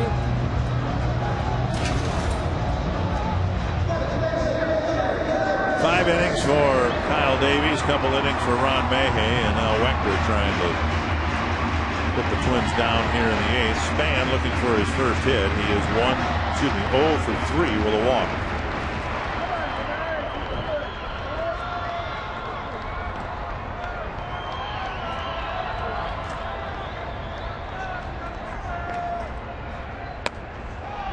Ball, and not particularly close to the strike zone.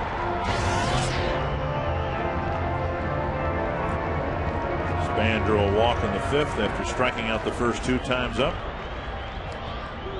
Hustled and stayed out of a double play in the 6th, reaching on a fielder's choice. 1-1.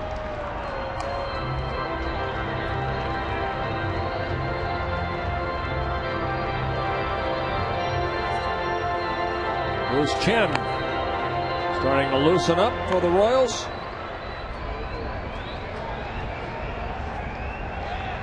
He finally got a win the other day. His first win in 4 years. Span drives it to deep right field.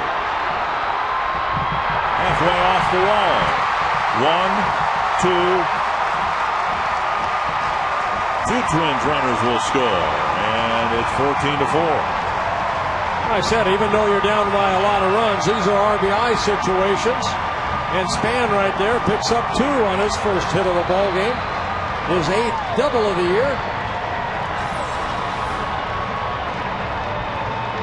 Kind of golfing this ball right here, about shin high off the baggie. Anderson playing the carom and getting it back in. Span now with 42 RBIs on the year. Here's Cabrera, singled and scored back in the first inning. Since then, 0 for 3.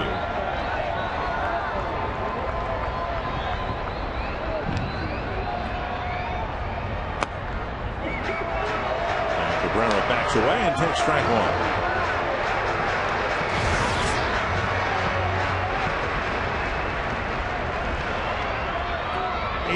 Runs, 28 hits. Did he go? Strike 2. Similarly, Cabrera in a spot here where a hit to the outfield is going to score 2 more runs, wants to deliver here.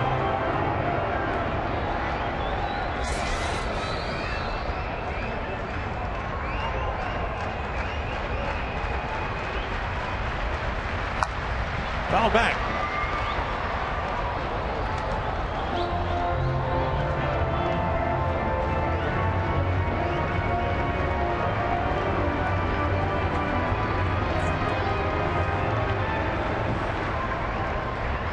Hayes to stick around. Might get a foul ball.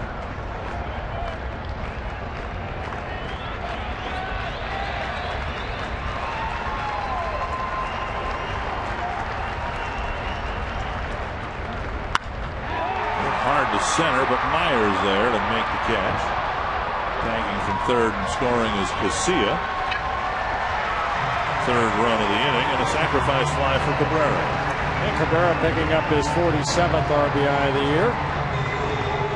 Span staying at second base. And that'll bring up Redmond, his first plate appearance. Entered the game after Mauer's at bat in the 7th. Joe had gone 3 for 4.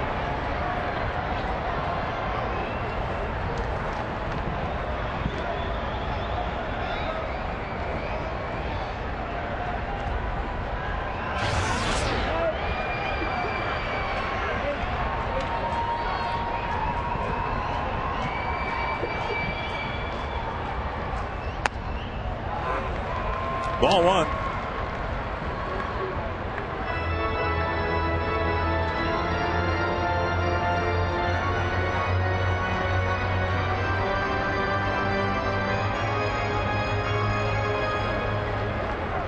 Redmond with a good day at the plate on Sunday. Yeah, he got 3 hits on that ball game. Average up to 264.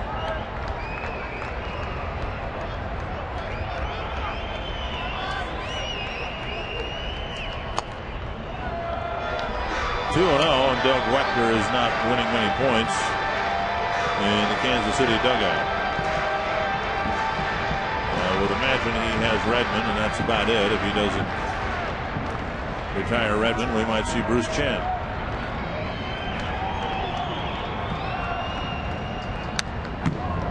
Two and one.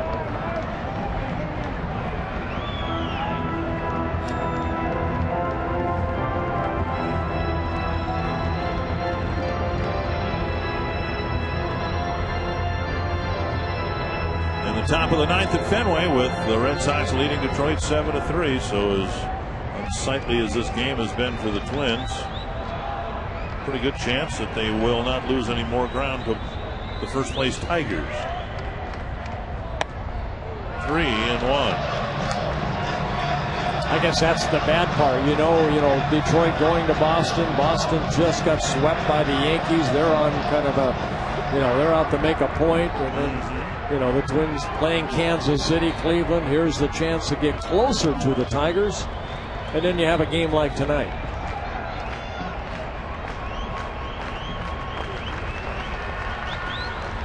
Nice.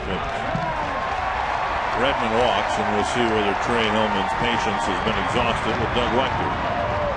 Wechter walking his 2nd of the ball game, and Trey Hillman on his way out. He only retired 1 man. He faced 6. He gave up 3 hits, 2 walks.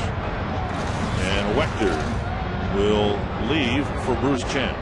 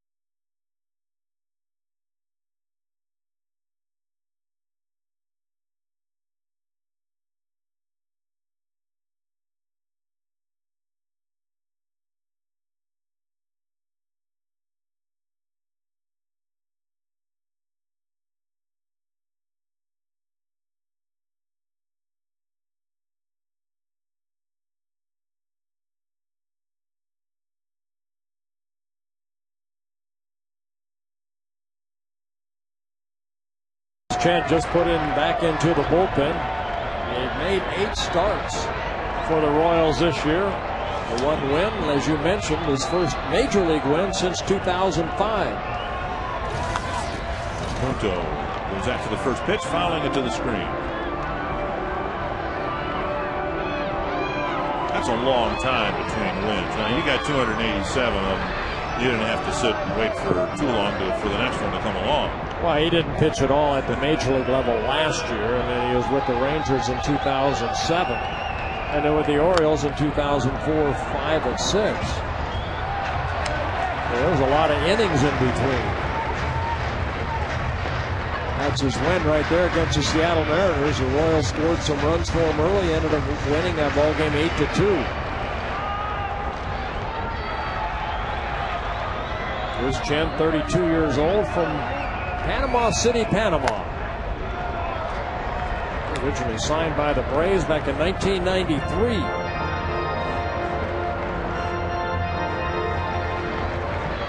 One and two.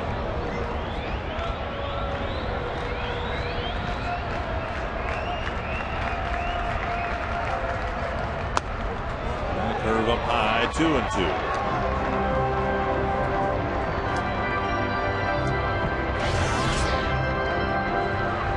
Twins getting a run in the first, a run in the sixth, 3 more here in the 8th. Still only 1 out.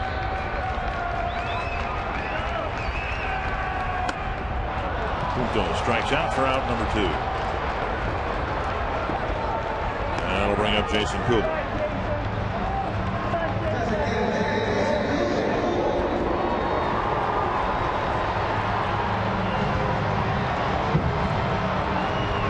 Kubel with a pair of singles. His average moving up a couple of ticks to 306.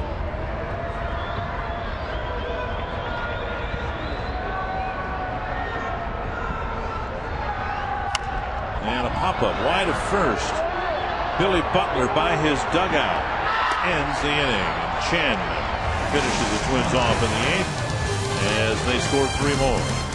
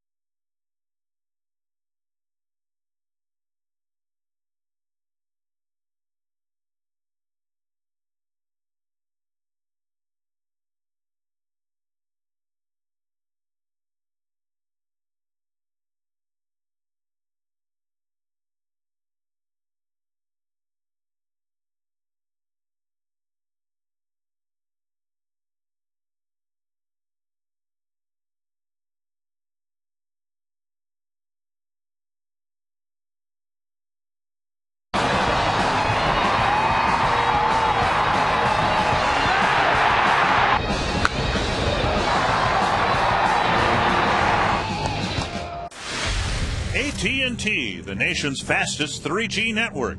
AT&T, your world delivered. Now you put your shoes on. You're excited to go out there. I'm not excited. I don't want to fall flat on my face, so I've got my running shoes on. Do you have a cup? Did you put your cup on? No, I'm catching fly balls. I'm not going to. I've seen you try to catch fly balls. I'm going to put a cup on. You I got my shoes on. I won't need a cup. I can promise you I won't need a cup. Strike one. Maharis pitching to the Royals here in the 9th inning. Yeah, we were talking last day. I said that the Twins had 175 pitches thrown. Well, the Royals, they haven't done, they're about the same. 168 pitches used by the Royals so far in the ball game. And Cabrera just out of his reach. What is that? 3 more pitches? That's 352 pitches thrown in tonight's ball game. Leadoff single for Jacobs. 1, 2, 3, 4, 5. Royals have had a leadoff hit in every inning but 1. So of all those pitches, how many have been thrown from the full windup? 7, maybe. Here's Callaspo. Hey, you know, about the only good thing that's happened here tonight, we were sent up some nice cupcakes. So we want to thank Abby, Allie, Chris, Jen, and Sue for providing the cupcake. Ed Harris, how was mine? Anytime I get food up here, I just feed Ed, our camera guy, up here in the booth. Our cameraman up here in the booth.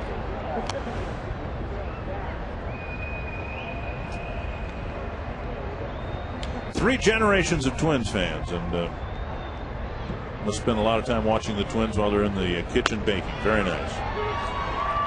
1 and 2. Did you eat yours? It's here someplace. We had so many guests up here. Well, don't leave it out. Ed'll eat it. There it is. Gets back to that. I did eat it. 2 big bites taken out of it, and they're not for me. Very nice cupcake. Looks like a pound cake with frosting and baseball stitching. Gray hair on it. It's Ed's. Ed's. 1 and 2.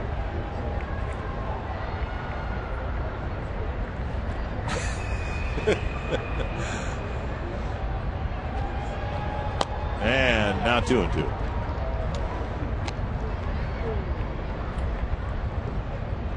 In the top of the 7th at Safeco Field, Seattle leading John Danks and the White Sox 1-0. And fouled over the Kansas City dugout.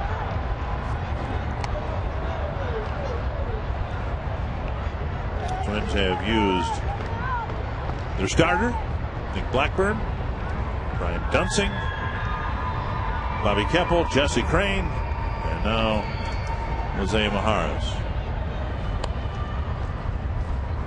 And Joe Nathan warming up. That's pulled foul.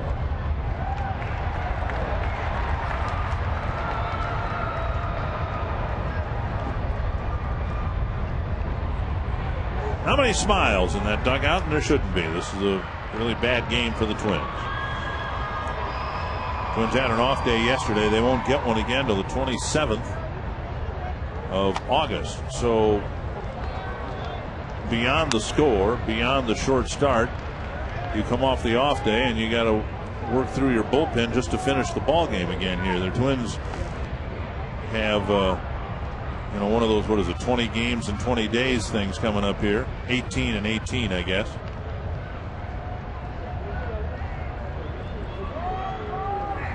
Popped up right side. Harris. See, he has no problem with that, catching pop-ups, but he's a trained professional. Now they've got this machine rigged up here. They're going to apparently bring the machine out to spin pop-ups up at me. I want you to stay as far away from that as possible. Olivo will have another chance for the cycle here. Miguel Olivo in the first inning, kind of slicing that ball into the right field corner, a 2-run triple, and then a solo home run in his second at bat, leading off the 3rd inning. In the 4th inning, off the glove of Brendan Harris, an infield base hit. In his 4th at bat, he struck out, and then he walked in his last at bat in the 8th. Harris challenges him with a fastball, a swinging strike. In his first opportunity for the double and the cycle, he struck out swinging in the 6th, and he walked and scored in the 8th. Another swing and a miss on a fastball.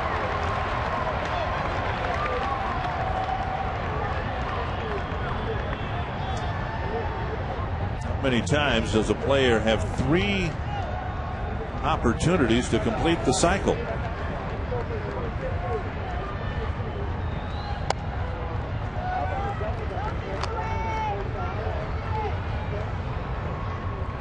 One and 2.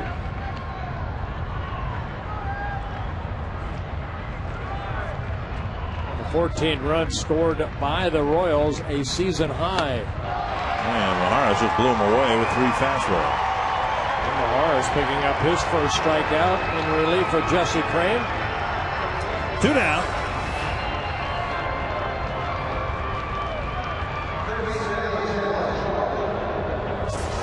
And that'll bring up Alex Gordon.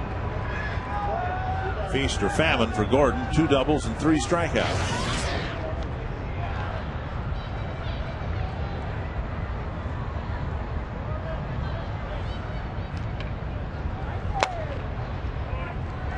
Is your insurance policy paid up?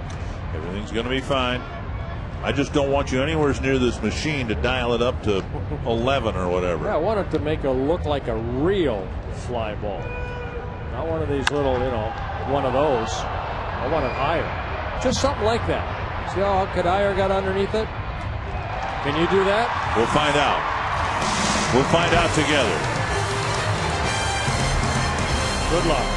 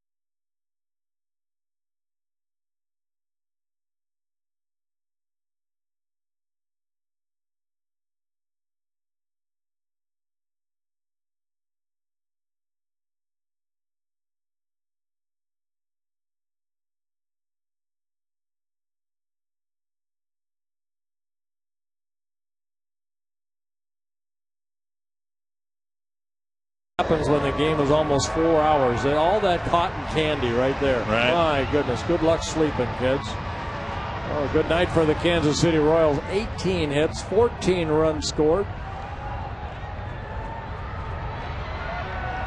Well, Michael Kadire will face Bruce Chen. The Tigers have just lost to Boston 7-5. So right now the Twins are 4.5 games back. One of the beauties of the game.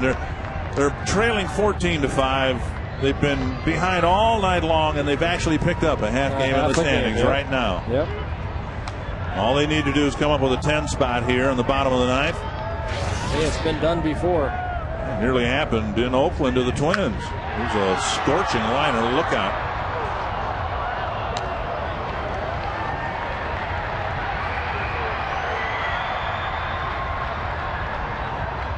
He didn't even move.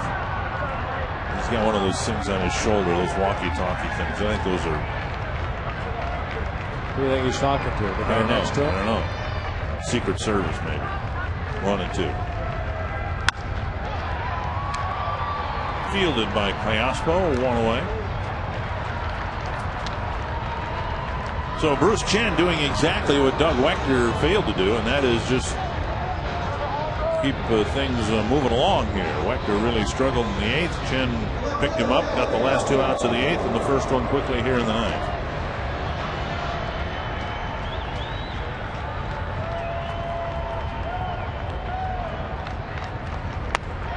Up and away to Delman Young.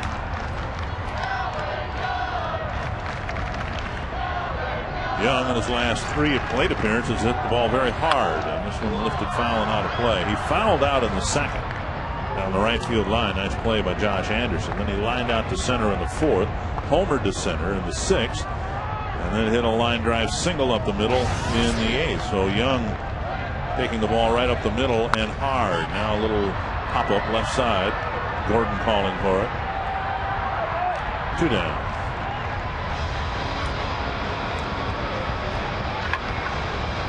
Well, one more out. You get to go down on the field and try it. I got my shoes laced up. They asked me for some reason to put a Twins jersey on, so I brought a Twins jersey. I hadn't really planned on that, but we're. What number are you? 40. Marty Cordova was a pretty good left fielder for the Twins, so I decided to go with Marty Cordova's jersey.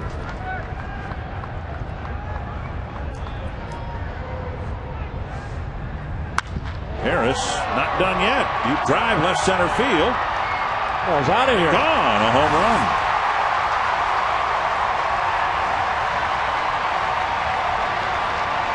(14-6).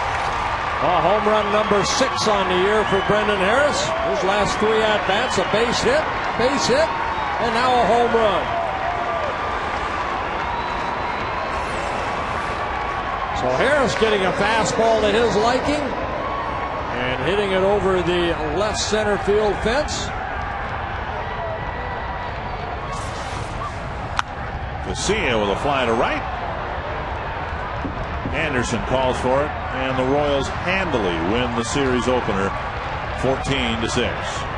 Well, back to the drawing board for the starting staff. Tomorrow it'll be Francisco Liriano. Hopefully will be the starter to get it rolling for the Twins. It didn't happen here tonight with Nick Blackburn. And Anthony, 4th straight game.